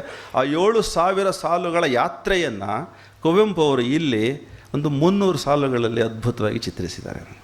ಅದೇ ಲೋಕಾಂತರಗಳನ್ನು ದರ್ಶಿಸಿದರೆ ಈ ಭೂಮಿ ಮೇಲೆ ನಾವು ನಿಂತಿದ್ದು ಕೂಡ ನಮ್ಮ ಸ್ವಸ್ವರೂಪದೊಳಗಡೆ ವಿಹಾರಿಗಳಾಗಬಹುದು ಅಂಥೇಳಿ. ಶ್ರೀ ರಾಮಕೃಷ್ಣಾಶ್ರಮದ ಒಂದೊಂದು ಭೇಟಿ ಅರ್ಥ ಮಾಡ್ಕೊಳ್ಬೇಕು. ತೀರ್ಥಯಾತ್ರೆಯಂತೆ ಎನಿಸುತ್ತಿತ್ತು. ಕ್ರಮೇಣ ಆಶ್ರಮ ನನ್ನ ಒಳಬಾಳಿನ ಕೇಂದ್ರವಾಯಿತು. 2 ಬಾಳುಗಳುಂಟು, ಬಹಿರಂಗದ್ದೊಂದು, ಅಂತರಂಗದ್ದೊಂದು. ಕೆಲವರು ಬಹಿರಂಗದಲ್ಲಿ ತುಂಬ ಬೆಳೆದು ಬಿಡ್ತಾರೆ, ಅಂತರಂಗದಲ್ಲಿ ಶೂನ್ಯ. ಸಾಯುವಾಗ ಒಳಗಿನ ಜೀವ ಬಡ್ಕೊಳ್ಳುತ್ತೆ, ಏನೂ ಮಾಡಲಿಲ್ಲ ಈ ಜನ್ಮದಲ್ಲಿ, ಬರೀ ಲೌಕಿಕದಲ್ಲೇ ಒದ್ದಾಡಿ ನನ್ನನ್ನು ಖಾಲಿ ಕಳಿಸ್ತಾ ಇದ್ದಾನೆ ಈತ ಅಂಥೇಳಿ. ಕೆಲವರು ಒಳಗಿನ ಸಾಧನೆ ಒಳಗಡೆಗೆ ಉನ್ಮತ್ತರಾಗಿ ಪ್ರವೇಶಿಸಿಬಿಡ್ತಾರೆ, ಬಹಿರಂಗದ ಕಡೆಗೆ ನಿರ್ಲಕ್ಷಿಸಿಬಿಡ್ತಾರೆ. ಆದರೆ ಎರಡನ್ನೂ ಸಮನ್ವಯ ಮಾಡಿಕೊಂಡಂಥ ರಸಋಷಿ ಕುವೆಂಪು ಅವರು ಸಂಸಾರದಲ್ಲೂ ಋಷಿಗಳಾದರು, ಒಳಗಿನ ಬಾಳ್ನಲ್ಲೂ ಋಷಿಗಳಾದರು. ಇದು ಸಮನ್ವಯ. ಇದು ಸಮನ್ವಯ ರಾಷ್ಟ್ರ ಅಂತ ಹೇಳಬೇಕಾದ್ರೆ ನಮ್ಮನ್ನು ನಾವು ಸಮನ್ವಯ ಮಾಡ್ಕೊಳ್ಬೇಕು, ಒಳಗೂ ಹೊರಗೂ ಏಕವಾಗಬೇಕು, ಅದನ್ನು ನಿರಾಕರಿಸಬಾರ್ದು. ಸನ್ಯಾಸಿ ಶ್ರೇಷ್ಠ, ಸಂಸಾರಿ ಕನಿಷ್ಠ ಅನ್ನೋದು ಇಲ್ಲ. ಸಂಸಾರಿಯೂ ಕೂಡ ಸನ್ಯಾಸಿ ಪಡೆಯುವ ಎಲ್ಲವನ್ನು ಪಡೆಯಬಹುದು ಬ್ರಹ್ಮಚರ್ಯೆಯಿಂದ ಅಂಥೇಳಿ ಅವರೇ ಒಂದು ಅದ್ಭುತವಾದಂಥ ಕಥೆಯನ್ನು ಕೂಡ ಬರೆದಿದ್ದಾರೆ. ಹಾಗಾಗಿ ಸಂಸಾರಿಗಳಲ್ಲೂ ಕೂಡ ಸಾಧನೆಯ ಮೂಲಕ ಆತ್ಮಸಾಕ್ಷಾತ್ಕಾರವನ್ನು, ಬ್ರಹ್ಮಸಾಕ್ಷಾತ್ಕಾರವನ್ನು ಪಡೆಯಬಹುದು ಅನ್ನೋದು ಈ ಕಾವ್ಯದ ಇದರೊಳಗಡೆಗೆ ಗೊತ್ತಾಗುತ್ತೆ. ಯಾಕೆ ಅಂತಂದರೆ ಈ ಕಾವ್ಯದಲ್ಲಿ ಒಬ್ಬ ಸಾಮಾನ್ಯ ವಹ್ನಿ ಅನ್ನೋ ಒಬ್ಬ ಸೈನಿಕ ರಾಮನೊಂದಿಗೆ ಮಾತಾಡ್ತಾನೆ. ಆ ರಾಮ ಈ ವಹ್ನಿಯನ್ನು ಕೇಳ್ತಾನೆ, ನಿನ್ನ ಸ್ನೇಹಿತ ರುಂಹ ಸತ್ತೋಗಿದ್ದಾನಲ್ಲ, ಈಗ ತಾನೇ ನೀನೇ ಬೆಂದು ಬಂದೇ ಅಲ್ಲ, ಆ ಬೂದಿಯಿಂದ ಎದ್ದು ಬರುವಂತೆ ನಾನು ಕರೀಲ ಅವನನ್ನು, ನಿನಗೆ ಇಷ್ಟವಾಗುತ್ತಾ ಅಂದಾಗ, ಬೇಡ ಗುರುವೇ, ಅನನ್ವಯ ಕಳ್ಕುತಿಹೆ ಎನ್ನ ಜಿಹ್ವೆ ಅಂದಾಗ ರಾಮ, ಕುಶಲಿ ನೀನು ವಹ್ನಿ, ಸಾಮಾನ್ಯನಲ್ತು. ಹಾಗಾದರೆ ಅಮೃತತ್ವ ಅಂದರೆ ಏನು? ಕಂಡವರೆಷ್ಟೋ, ತಿಳಿದವರೆಷ್ಟೋ, ಕಂಡವರಲ್ಪಂ ವಹ್ನಿ, ಬಿಡು ಈಗದೇಕೆ ಅಂಥೇಳಿ ರಾಮ ಮಾತು ಮರೆಸ್ತಾನೆ. ಅಂದರೆ ಆತ್ಮಸಾಕ್ಷಾತ್ಕಾರ ಅನ್ನೋದನ್ನು ತಿಳಿದವ್ರು ಭಾಳ ಜನ, ಅನುಭವಿಸಿದವ್ರು ಕಡಿಮೆ. ಇದು ಕುವೆಂಪು ಅವರು ವಹ್ನಿಗೆ ರಾಮ ಹೇಳುವಂತೆ, ವಹ್ನಿ ರಾಮನ ಜೊತೆ ಸಂವಾದಿಸುವಂತೆ ಮಾಡಿದ್ದಾರೆ. ಅಂದರೆ ಶ್ರೀ ಸಾಮಾನ್ಯನೇ ಭಗವನ್ಮಾನ್ಯಂ ಅಂಥೇಳಿ ಕುವೆಂಪು ಅವರೊಂದು ಮಾತೇನಿದೆ, ಅವರೊಂದು ಪದ್ಯ ಏನಿದೆ, ಶ್ರೀ ಸಾಮಾನ್ಯನೂ ಕೂಡ ಭಗವಂತನಿಗೆ ಅಂತರಂಗದೊಳಗಡೆಗೆ ಒಂದಾಗಬಹುದು. ಬಹಿರಂಗದಿ ಸಾಮಾನ್ಯನ್, ಅಂತರಂಗದಿ ದೇವಮಾನ್ಯನಾದ ಆತನಂಥೇಳಿ ಆಂಜನೇಯನನ್ನು ಕುರಿತು ಹೇಳುವಾಗ ಹೇಳ್ತಾರೆ. ಅಂತರಂಗದಲ್ಲಿ ಅವನು ದೇವಮಾನ್ಯ, ರಾಮನ ಒಳಗಡೆ ಧರಿಸಿಬಿಟ್ಟ, ರಾಮನೊಳಗಡೆಗೆ ಆಂಜನೇಯ ಸೇರಿಬಿಟ್ಟ. ಆದರೆ ಬಹಿರಂಗದಲ್ಲಿ ಏನೂ ಗೊತ್ತಿಲ್ಲದೆ ಇರೋ ಒಂಥರ ಸುಮ್ಮನೆ ಮುಗ್ಧವಾಗಿ ಕೂರ್ತಿದ್ದ ಆಂಜನೇಯ. ವೈಯಾಕರಣಿ, ಭಾಷಾವಿದ, ಲಂಘನ ಸಮರ್ಥ, ಯೋಗಸಿದ್ಧಿಗಳ ಗಣಿ, ಇಷ್ಟೆಲ್ಲ ಆದರೂ ಕೂಡ ಏನೂ ಗೊತ್ತಿಲ್ಲದೆ ಇರೋ ಥರ ಮುಗ್ಧವಾಗಿ ಮೌನವಾಗಿರಬಲ್ಲಂಥ ವಿನಮ್ರ ಅಂಥವನು ರಾಮನಿಗೆ ಇಷ್ಟವಾದರೂ ಕೂಡ ಬಹಿರಂಗದಲ್ಲಿ ಸಾಮಾನ್ಯನಂತಿರ್ತಾನೆ, ಅಂತರಂಗದಲ್ಲಿ ದೇವಮಾನ್ಯನಾಗಿರ್ತಾನೆ. ಹೀಗೆ ಅಂತರಂಗದಲ್ಲಿ ದೇವಮಾನ್ಯನಾಗಲಿಕ್ಕೆ ಎಲ್ರಿಗೂ ಬರುತ್ತೆ ಅಂಥೇಳಿ ಇಡೀ ರಾಮಾಯಣ ಪಾತ್ರ ಪ್ರಪಂಚದಲ್ಲಿ ಬರ್ತಕ್ಕಂಥ ಎಲ್ಲರನ್ನ ಮಂಗಳದ ಮನೆಗೆ ಸೇರಿಸಿಬಿಟ್ಟಿದ್ದಾರೆ ಕುವೆಂಪು ಅವರು. ಯಾರೂ ಇಲ್ಲಿ ಪತಿತರಾಗಲ್ಲ ಈ ಕಾವ್ಯದೊಳಗಡೆಗೆ. ಇದು ನಡೆಯೋದು ಯಾವಾಗ ಅಂತ ಅಂದರೆ, ಸುಪ್ರಮೆಂಟಲ್ ಮ್ಯಾನಿಫೆಸ್ಟೇಷನ್ ಭೂಮಿ ಮೇಲೆ ಆಗಲಿದೆ ಅಂಥೇಳಿ ಘೋಷಿಸಿದ್ದಾರೆ ಅರವಿಂದರು. ಅದನ್ನು ಅವರಿಗೆ ಘೋಷಿಸಿದವರು ಸ್ವಾಮಿ ವಿವೇಕಾನಂದರು. 1904 ಆಲಿಪುರ ಜೈಲಿನಲ್ಲಿ ವಿವೇಕಾನಂದರ ಸಾನ್ನಿಧ್ಯ ನನಗೆ ಅನುಭವವಾಯಿತು. 20 ದಿನಗಳ ಕಾಲ ನನಗೆ ಮುಂದೆ ಏನು ಮಾಡಬೇಕಾಗಿದೆ ನೀನು ಅನ್ನೋದನ್ನು ಜೈಲಿನಲ್ಲಿ ಕೌನ್ಸೆಲಿಂಗ್ ಮಾಡಿದ್ರು. ಮತ್ತು ಆ ಕಾರ್ಯವನ್ನು ಮಾಡಲಿಕ್ಕೆ ನಿನ್ನೊಂದಿಗೆ ನಾನು ಸದಾ ಇರ್ತೇನೆ ಅನ್ನೋ ಭರವಸೆಯನ್ನು ಕೊಟ್ಟರು ಸ್ವಾಮಿ ವಿವೇಕಾನಂದರು ಅಂಥೇಳಿ ಆಲಿಪುರ ಜೈಲ್ ಎಕ್ಸ್ಪೀರಿಯನ್ಸ್ ಅನ್ನೋ ಪುಸ್ತಕದಲ್ಲಿ ಉತ್ತರಾಪರ ಭಾಷಣದೊಳಗಡೆಗೆ ಅರವಿಂದರು ಘೋಷಿಸಿದ್ದಾರೆ. ಹಾಗಾಗಿ ಸ್ವಾಮಿ ವಿವೇಕಾನಂದರ ಪ್ರಭಾವಲಯದಿಂದ, ಶ್ರೀರಾಮಕೃಷ್ಣರ ಪ್ರಭಾವಲಯದಿಂದ ಈ ಲೋಕದ ಯಾವ ಜೀವವೂ ಪಾರಾಗಲಿಕ್ಕೆ ಸಾಧ್ಯವಿಲ್ಲ. ಯಾಕೆ ಅಂತಂದರೆ ಉದ್ಧಾರಕ್ಕಾಗಿಯೇ ಬಂದಂಥ ಆ ಕ್ಷೇತ್ರವನ್ನು ಧರಿಸಿರ್ತಕ್ಕಂಥ ಮಹಾನ್ ಪುರುಷ, ರಸ ಋಷಿ, ಆನಂದವನ್ನೇ ಮೈಯಾಗಿ ತಳೆದಿರ್ತಕ್ಕಂಥ ಶ್ರೀರಾಮಕೃಷ್ಣ ಪರಮಹಂಸರು ಅಷ್ಟು ಸುಲಭವಾಗಿ ರೂಪ ವಿಸರ್ಜನೆ ಮಾಡಿರಬಹುದು, ಆದರೆ ಸ್ವರೂಪ ವಿಸರ್ಜನೆ ಮಾಡಲಿಕ್ಕೆ ಅವರಿಗೆ ಇಷ್ಟವಿಲ್ಲ. ಈ ದೇಶವನ್ನಷ್ಟೇ ಅಲ್ಲ, ಸಮಸ್ತ ಪೃಥ್ವಿ ಮಂಡಲವನ್ನೇ ದೈವೀ ದಿವ್ಯವಾದ ಭವ್ಯವಾದ ಒಂದು ಆವಾಸವನ್ನಾಗಿ ಮಾಡುವವರೆಗೆ ಅವರು ವಿಶ್ರಾಂತರಾಗಲ್ಲ ಅಂಥೇಳಿ ಘೋಷಿಸಿದ್ದಾರೆ. ಯಾರು ಭಕ್ತಿಯಿಂದ ಅವರನ್ನು ನೆನೀತಾರೋ, ಸ್ಮರಿಸ್ತಾರೋ, ಅವರ ಹೆಸರನ್ನು ಹೇಳ್ಕೊತಾರೋ, ಭಕ್ತಿ ಮುಖ್ಯ. ಗುರುವಿನ ಕೃಪೆ ಎಲ್ಲರಿಗೂ ಸರಿಯಾಗೇ ಇರ್ತದೆ, ಸಮವಾಗೇ ಇರ್ತದೆ. ಆದರೆ ಗುರುವಿನ ಶ್ರದ್ಧೆ ಕಡಿಮೆ ಆದರೆ ಏನೂ ಮಾಡೋಕ್ಕಾಗಲ್ಲ. ಗುರುವಿನ ಶ್ರದ್ಧೆ ಹೆಚ್ಚಾದಂತೆ ಗುರು ಹೃದಯದೊಳಗಡೆಗೆ ಬಂದು ಬಿಡ್ತಾನೆ, ಭಕ್ತಿಯಿಂದ ಕಂಪಿಸಿ ಬಿಡ್ತಾನೆ. ಭಕ್ತಿಗಂತದೊಂದು ಶಕ್ತಿ ಇದೆ ಅಂಥೇಳಿ ರಾಮಾಯಣ ದರ್ಶನಮಲ್ಲಿ ಋಷ್ಯಶೃಂಗ ಮಹಾ ಋಷಿ ದಶರಥನಿಗೆ ಹೇಳ್ತಾನೆ, ಪ್ರೇಮ ಸಾಕ್ಷಾತ್ಕಾರವಾಗಿರ್ಪ ಋಷ್ಯಶೃಂಗಾದಿ ಮುನಿಗಳನ್ನೆಲ್ಲಿ ಆಹ್ವಾನಗೆ, ಅಶ್ವಮೇಧ ಇತ್ಯಾದಿ ಯಾಗಗಳನ್ನು ಮಾಡಬೇಡ, ಹಿಂಸೆಯಿಂದ ಪ್ರೇಮ ಸಂತಾನ ಮುದಿಸದಯ್ಯ ಅಹಿಂಸೆಯನ್ನು ಆಚರಿಸು, ಹಿಂಸೆ ಬೇಡ ಅಂಥೇಳಿ. ಹೀಗೆ ಪ್ರೇಮವನ್ನು ಹೃದಯದಲ್ಲಿ ಸ್ಥಾಯಿ ಭಾವವನ್ನಾಗಿ ಯಾರು ಧರಿಸ್ತಾರೋ ಅವನಿಗೆ ಋಷಿತ್ವ ಬರುತ್ತೆ, ಎಲ್ಲರನ್ನ ಸಮಾನವಾಗಿ ನೋಡ್ತಕ್ಕಂಥ ಶಕ್ತಿ ಬರುತ್ತೆ. ಅದನ್ನು ಮಾಡಿಕೊಟ್ಟವರು ರಾಮಕೃಷ್ಣ ಭಗವಾನ್ ಅವರು. ಅವರ ಬದುಕು ಹಾಗೇ ಇತ್ತು, ಅವರ ಬೋಧನೆಗಳು ಹಾಗೇ ಇತ್ತು. ಅವರ ಶಿಷ್ಯರು ಇಬ್ಬರು ವಿಶೇಷವಾಗಿ ವಚನವೇದದ ಕರ್ತೃ, ಗುಪ್ತವಾಗಿಯೇ ಇದ್ದು ಗುಪ್ತವಾಗಿಯೇ ಜೀವಿಸಿ ಗುಪ್ತವಾಗಿ ಎಲ್ಲವನ್ನ ಗುಪ್ತವಾಗಿ ಚಿತ್ರಗುಪ್ತನಂತೆ ರಾಮಕೃಷ್ಣ ಭಗವಾನರ ಎಲ್ಲ ಚಲನವಲನಗಳನ್ನು ಮಾತುಕತೆಗಳನ್ನು ದಾಖಲಿಸಿರ್ತಕ್ಕಂಥ ಮಹಾತ್ಮ. ಪ್ರಕಟವಾಗಲೇ ಇಲ್ಲ ಅವರು ಬದುಕಿರೋವರೆಗೆ ಅಂತ ಹೇಳ್ತಾರೆ. ಅಷ್ಟು ಅವರು ತ್ಯಾಗಶೀಲರು. ತನ್ನ ಹೆಸರನ್ನು ಕೂಡ ಹೇಳೋದಕ್ಕೆ ಕೂಡ ಬಯಸದೇ ಇರುವಂಥ ನಿರ್ಮಮ ಸಾಧಕರವರು. ಅಂಥವರು ಒಬ್ಬರು ಶಾರದಾನಂದರು ಅಂಥೇಳಿ ಲೀಲಾ ಪ್ರಸಂಗವನ್ನು ಬಂಗಾಲಿಯಲ್ಲಿ ಬರೆದಂಥವರು. ಹೀಗೆ ಆ ಇಬ್ಬರು ರಾಮಕೃಷ್ಣ ಪರಮಹಂಸರನ್ನು ಶಾಶ್ವತವಾಗಿ ಮಾಡಿದ್ದಾರೆ ವಾಂಗ್ಮಯದಲ್ಲಿ. ಓದಿದವರು ಉದ್ಧಾರವಾಗ್ತಾರೆ. ಮುನ್ನುಡಿ ಒಳಗಡೆ ಕುವೆಂಪು ಅದ್ಭುತವಾಗಿ ಹೇಳ್ತಾರೆ, ಇದು ಅಮೃತದ ಮಡು, ಮಿಂದವರು ಆನಂದದಲ್ಲಿ ಲೀನರಾಗ್ತಾರೆ, ಶಾಂತರಾಗ್ತಾರೆ, ಎಲ್ಲವನ್ನು ಪಡ್ಕೊಳ್ತಾರೆ, ಮತ್ತು ಮುಕ್ತಿಯನ್ನು ಕೂಡ ಸಾಧಿಸಬಹುದು ಅಂಥೇಳಿ. ಸುಮ್ಮನೆ ಓದಿದ್ರೆ ಸಾಕು ಅಂಥೇಳಿ. ವೇದ ಉಪನಿಷತ್ತುಗಳನ್ನು ಓದೋಕ್ಕಾಗದೇ ಇರೋರು ಇದನ್ನು ಓದಿದ್ರೆ ಕರುಬು ಬೇಕಾಗಿಲ್ಲ ಪಂಡಿತನಿಗೆ. ಅದಕ್ಕೆ ಬದಲಿಗೆ ನಿರ್ಮಮರಾಗಬಹುದು, ಶಾಂತರಾಗಬಹುದು, ತಮ್ಮ ಹೃದಯ ಮಂದಿರದಲ್ಲಿ ಪರಮಾತ್ಮನನ್ನು ಅನುಭವಿಸಬಹುದು. ವಚನವೇದ ಹಾಗೂ ಶ್ರೀಮತ್ ಶಾರದಾನಂದರ ಈ ರಾಮಕೃಷ್ಣ ಪರಮಹಂಸರ ಲೀಲಾ ಪ್ರಸಂಗ, ಈ ಎರಡೂ ಗ್ರಂಥಗಳನ್ನು ನಾವು ಆನ್ಲೈನಲ್ಲಿ ಕಳೆದ 3 ವರ್ಷಗಳಿಂದ ವಾಚನ ಮಾಡ್ತಾ ಇದ್ದೀವಿ. ಈಗಲೂ ಕೂಡ ವಾಚನ ನಡೀತಾ ಇದೆ. ಅದು ಆನ್ಲೈನ್ನಲ್ಲಿ ನಿರಂತರವಾಗಿ 19ನೇ ಇಸ್ವಿಯಿಂದ ಈ ಸಾಹಿತ್ಯವನ್ನು ನಾವು 30-35 ಜನ ನಿತ್ಯವೂ ಪಠನ ಮಾಡ್ತಾ ಇದ್ದೇವೆ. ಆ ಕಾರಣಕ್ಕಾಗಿ ಅದರ ಒಂದು ಪ್ರಭಾವ ಏನು ಅನ್ನೋದನ್ನು ನಾವು ಅನುಭವಿಸ್ತಾ ಇದ್ದೇವೆ ಅಂತರಂಗದಲ್ಲಿ. ಅವ್ರಿಗೆ ಯಾಕೆ ಅಂಥದ್ದೊಂದು ಆಯಿತು ಅನ್ನೋದಕ್ಕೆ ಹೇಳ್ತಾರೆ, ಆಶ್ರಮದ ವಾಸ ಪ್ರಾರಂಭವಾದ ಮೇಲೆ ಕಲಿತ ಧ್ಯಾನ, ಪೂಜೆ, ಪ್ರಾರ್ಥನೆ, ದಿನನಿತ್ಯದ ಅಭ್ಯಾಸ, ಏಕಾಂತ, ನಿರ್ಜನತೆ, ನಿಶ್ಶಬ್ದತೆ, ಧ್ಯಾನಕ್ಕೆ ಕುಳಿತುಕೊಳ್ಳುವ ಅಭ್ಯಾಸ, ಇದರಿಂದಾಗಿ ಸತತವಾಗಿ ಒಳಗಿನ ಒಂದು ಸಂಪರ್ಕ ದೇವತಾ ಶಕ್ತಿಗಳೊಂದಿಗೆ ಸಾಧ್ಯವಾಗಿ ಹೋಯಿತು. ಎಲೆ ಅಲುಗಾಡುವಾಗ ಗಾಳಿ ಕಾಣೋದಿಲ್ಲ ನಮಗೆ, ಗಾಳಿ ಅಲುಗಾಡಿಸ್ತಾ ಇರ್ತದೆ. ಹಾಗೆ ಅಂತರಂಗದಲ್ಲಿ ಸ್ಥಿತನಾದವನಿಗೆ, ವೃತ್ತಿ ನಿರೋಧವನ್ನು ಮಾಡಿದವನಿಗೆ ಚಿತ್ತದ ಊರ್ಧ್ವ ಭೂಮಿಕೆಗಳ ದರ್ಶನವಾಗುತ್ತೆ, ಅಂದರೆ ಸ್ಪರ್ಶವಾಗುತ್ತೆ. ಆತ್ಮದ ಅಗಾಧವಾಗಿರ್ತಕ್ಕಂಥ ಧಾರೆ ಅವ್ರೊಳಗಡೆಗೆ ಇಳಿದು ಬರ್ತದೆ. ಇದನ್ನು ರಾಮಾಯಣ ದರ್ಶನಮಲ್ಲಿ ಅವರು ಒಂದು ಕಡೆ ಹೇಳ್ತಾರೆ, ಆ ರಾವಣನ ಸೊಸೆ ತಾರಾಕ್ಷಿ ಈ ಆಂಜನೇಯ ಅಲ್ಲಿ ಹೊಗೆಯ ಕಂಪಿನ ರೂಪದಲ್ಲಿ ಪ್ರವೇಶ ಮಾಡಿರ್ತಾನೆ. ಮಗು ಎದ್ದು ಕೂತು ಬಿಡುತ್ತೆ, ವಜ್ರಾರಿ ಅನ್ನುವಂಥದ್ದು. ತನ್ನ ಗಂಡನನ್ನು ಕರೆ ಕಳಿಸ್ತಾಳೆ, ಏಕೋ ಮಗು ಬೆದರಿದೆ, ಏನೋ ಅಮಂಗಳದ ಶಂಕೆ ಇದೆ ಅಂಥೇಳಿ. ಆವಾಗ ಅವನು ಈ ಕಿಟಕಿ ಬಾಗಿಲೆಲ್ಲ ತೆಗೀರಿ, ಬರೀ ಹೊಗೆ ಇದೆ ತುಂಬ, ಮಗು ನಿದ್ದೆ ಹೆಂಗೆ ಮಾಡೋಕ್ಕಾಗತ್ತೆ ಅಂಥೇಳಿ ಕಿಟಕಿ ಬಾಗಿಲೆಲ್ಲ ತೆರೆಸ್ಬಿಟ್ಟು ಹೇಳ್ತಾನೆ, ಈಗ ಮಲಗು ಶಾಂತವಾಗಿ, ಬಿಲ್ವಿದ್ಯೆಯನ್ನು ಕುರಿತಾದ ಒಂದು ಮಂತ್ರವನ್ನು ಓದ್ತಾ ಇದ್ದೀನಿ, ಮುಗಿಸಿ ಬಂದುಬಿಡ್ತೀನಿ, ನಿನಗೆ ಧೈರ್ಯ ಬರುತ್ತೆ ಅಂತ. ಅವಾಗ ಅವಳೊಂದು ಮಾತು ಹೇಳ್ತಾಳೆ, ಬುದ್ಧಿಯಿಂದ ಯಾವುದನ್ನು ಅಳಿಬೇಕು, ಭಾವದಿಂದ ಯಾವುದನ್ನು ಅಳಿಬೇಕು ಅನ್ನೋದನ್ನು ಕುವೆಂಪು ಸ್ಪಷ್ಟವಾಗಿ ಹೇಳ್ತಾರೆ.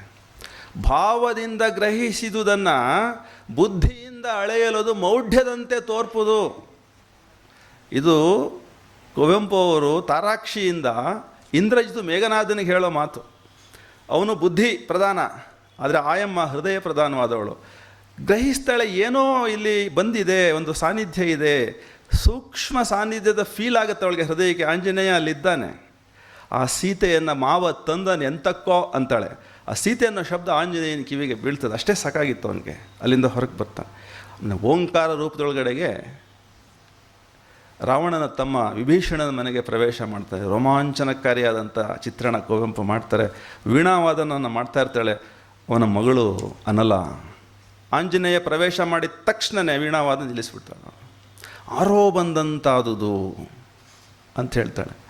ದಿವ್ಯಕಲೆ ಎಲ್ಲಿದ್ದೊಡಲ್ಲಿಗೆ ದೇವತೆಗಳು ಬರುವರಲ್ತೆ, ಅವರುಣ್ಬ ಅಮೃತಮೇ ಅದಲ್ತೆ ಅಂಥೇಳಿ ವಿಭೀಷಣ ಹೇಳ್ತಾನೆ. ದಿವ್ಯಕಲೆ ಎಲ್ಲಿದ್ದರಲ್ಲಿಗೆ ದೇವತಾ ಶಕ್ತಿಗಳು ಬರ್ತಾರೆ. ಸತ್ಯ ಕೂಡ ಅದು, ಯಾಕೆಂದರೆ ಆಂಜನೇಯ ಅಲ್ಲಿದ್ದಾನೆ.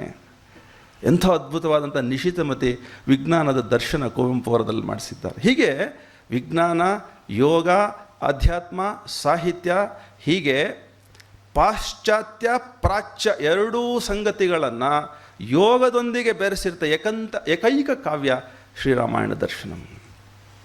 ಅದು ಎಲ್ಲರಿಗೂ ಬುದ್ಧಿಗೆ ಸಮಾನವಾದಂಥ ತೃಪ್ತಿಯನ್ನು, ಶಾಂತಿಯನ್ನು ಕೊಡ್ತದೆ. ಯಾಕೆ ಅಂತಂದರೆ ಅವರು ಪದ್ಯದಲ್ಲಿ ಹೇಳ್ತಾರೆ, ಭಾಳ ಚಂದದ ಪದ್ಯ ಅವರು ಹೇಳ್ತಾರೆ. ಪ್ರಾಚ್ಯ ಪಾಶ್ಚಾತ್ಯ ತತ್ವಜ್ಞಾನ ಖನಿಗಳಲ್ಲಿ ಬಹುವಜ್ರಗಳನಾಯ್ದು ನಾಂ ಶ್ರೀಮಂತನ್ ಆಗಿರ್ದೊಡಂ ಹೇ ಪೂರ್ಣ ಯೋಗೀಂದ್ರ, ನಿಮ್ಮ ಈ ಕೃತಿಯ ಮೇರು ಉನ್ನತ ಮತಿಯ ಮಾನಸ ಸರೋವರದಿ ಮಿಂದು ನನ್ನ ಧೀತೃಷ್ಣೆ ಶಾಂತವಾದುದು. ಇದು ಕುವೆಂಪು ಬರೆದಿರ್ತಕ್ಕಂಥ ಅರವಿಂದರಿಗೆ ಅನ್ನೋ ಪದ್ಯದ ಭಾಗ. ಪ್ರಾಚ್ಯ ಪಾಶ್ಚಾತ್ಯ ತತ್ವಜ್ಞಾನಗಳ ಖನಿಗಳಲ್ಲಿ ಬಹುವಜ್ರಗಳನ್ನಾಯ್ದು ನಾನು ಶ್ರೀಮಂತನಾಗಿದ್ದೇನೆ. ಏಕೆಂದರೆ ಕೃಷ್ಣರಾಜೇಂದ್ರ ಲೈಬ್ರರಿಯನ್ನು 19ನೇ ವಯಸ್ಸಿಗೆ ಓದಿ ಮುಗಿಸಿದ್ದಂಥ ಮಹಾನುಭಾವರವರು. ತತ್ವಜ್ಞಾನ, ವೆಸ್ಟರ್ನ್ ಆ್ಯಂಡ್ ಈಸ್ಟರ್ನ್ ಫಿಲಾಸಫಿ ಎರಡರಲ್ಲೂ ಮಾಸ್ಟರಿ ಇತ್ತು ಕುವೆಂಪು ಅವರಿಗೆ. ಆದರೆ ದಿವ್ಯ ಜೀವನ, ಲೈಫ್ ಡಿವೈನ್ ಅಂತೇಳಿ ಕೆಳಗಡೆ ಫುಟ್ನೋಟ್ ಹಾಕಿದ್ದಾರೆ ಆ ಪದ್ಯದ ಕೆಳಗಡೆಗೆ.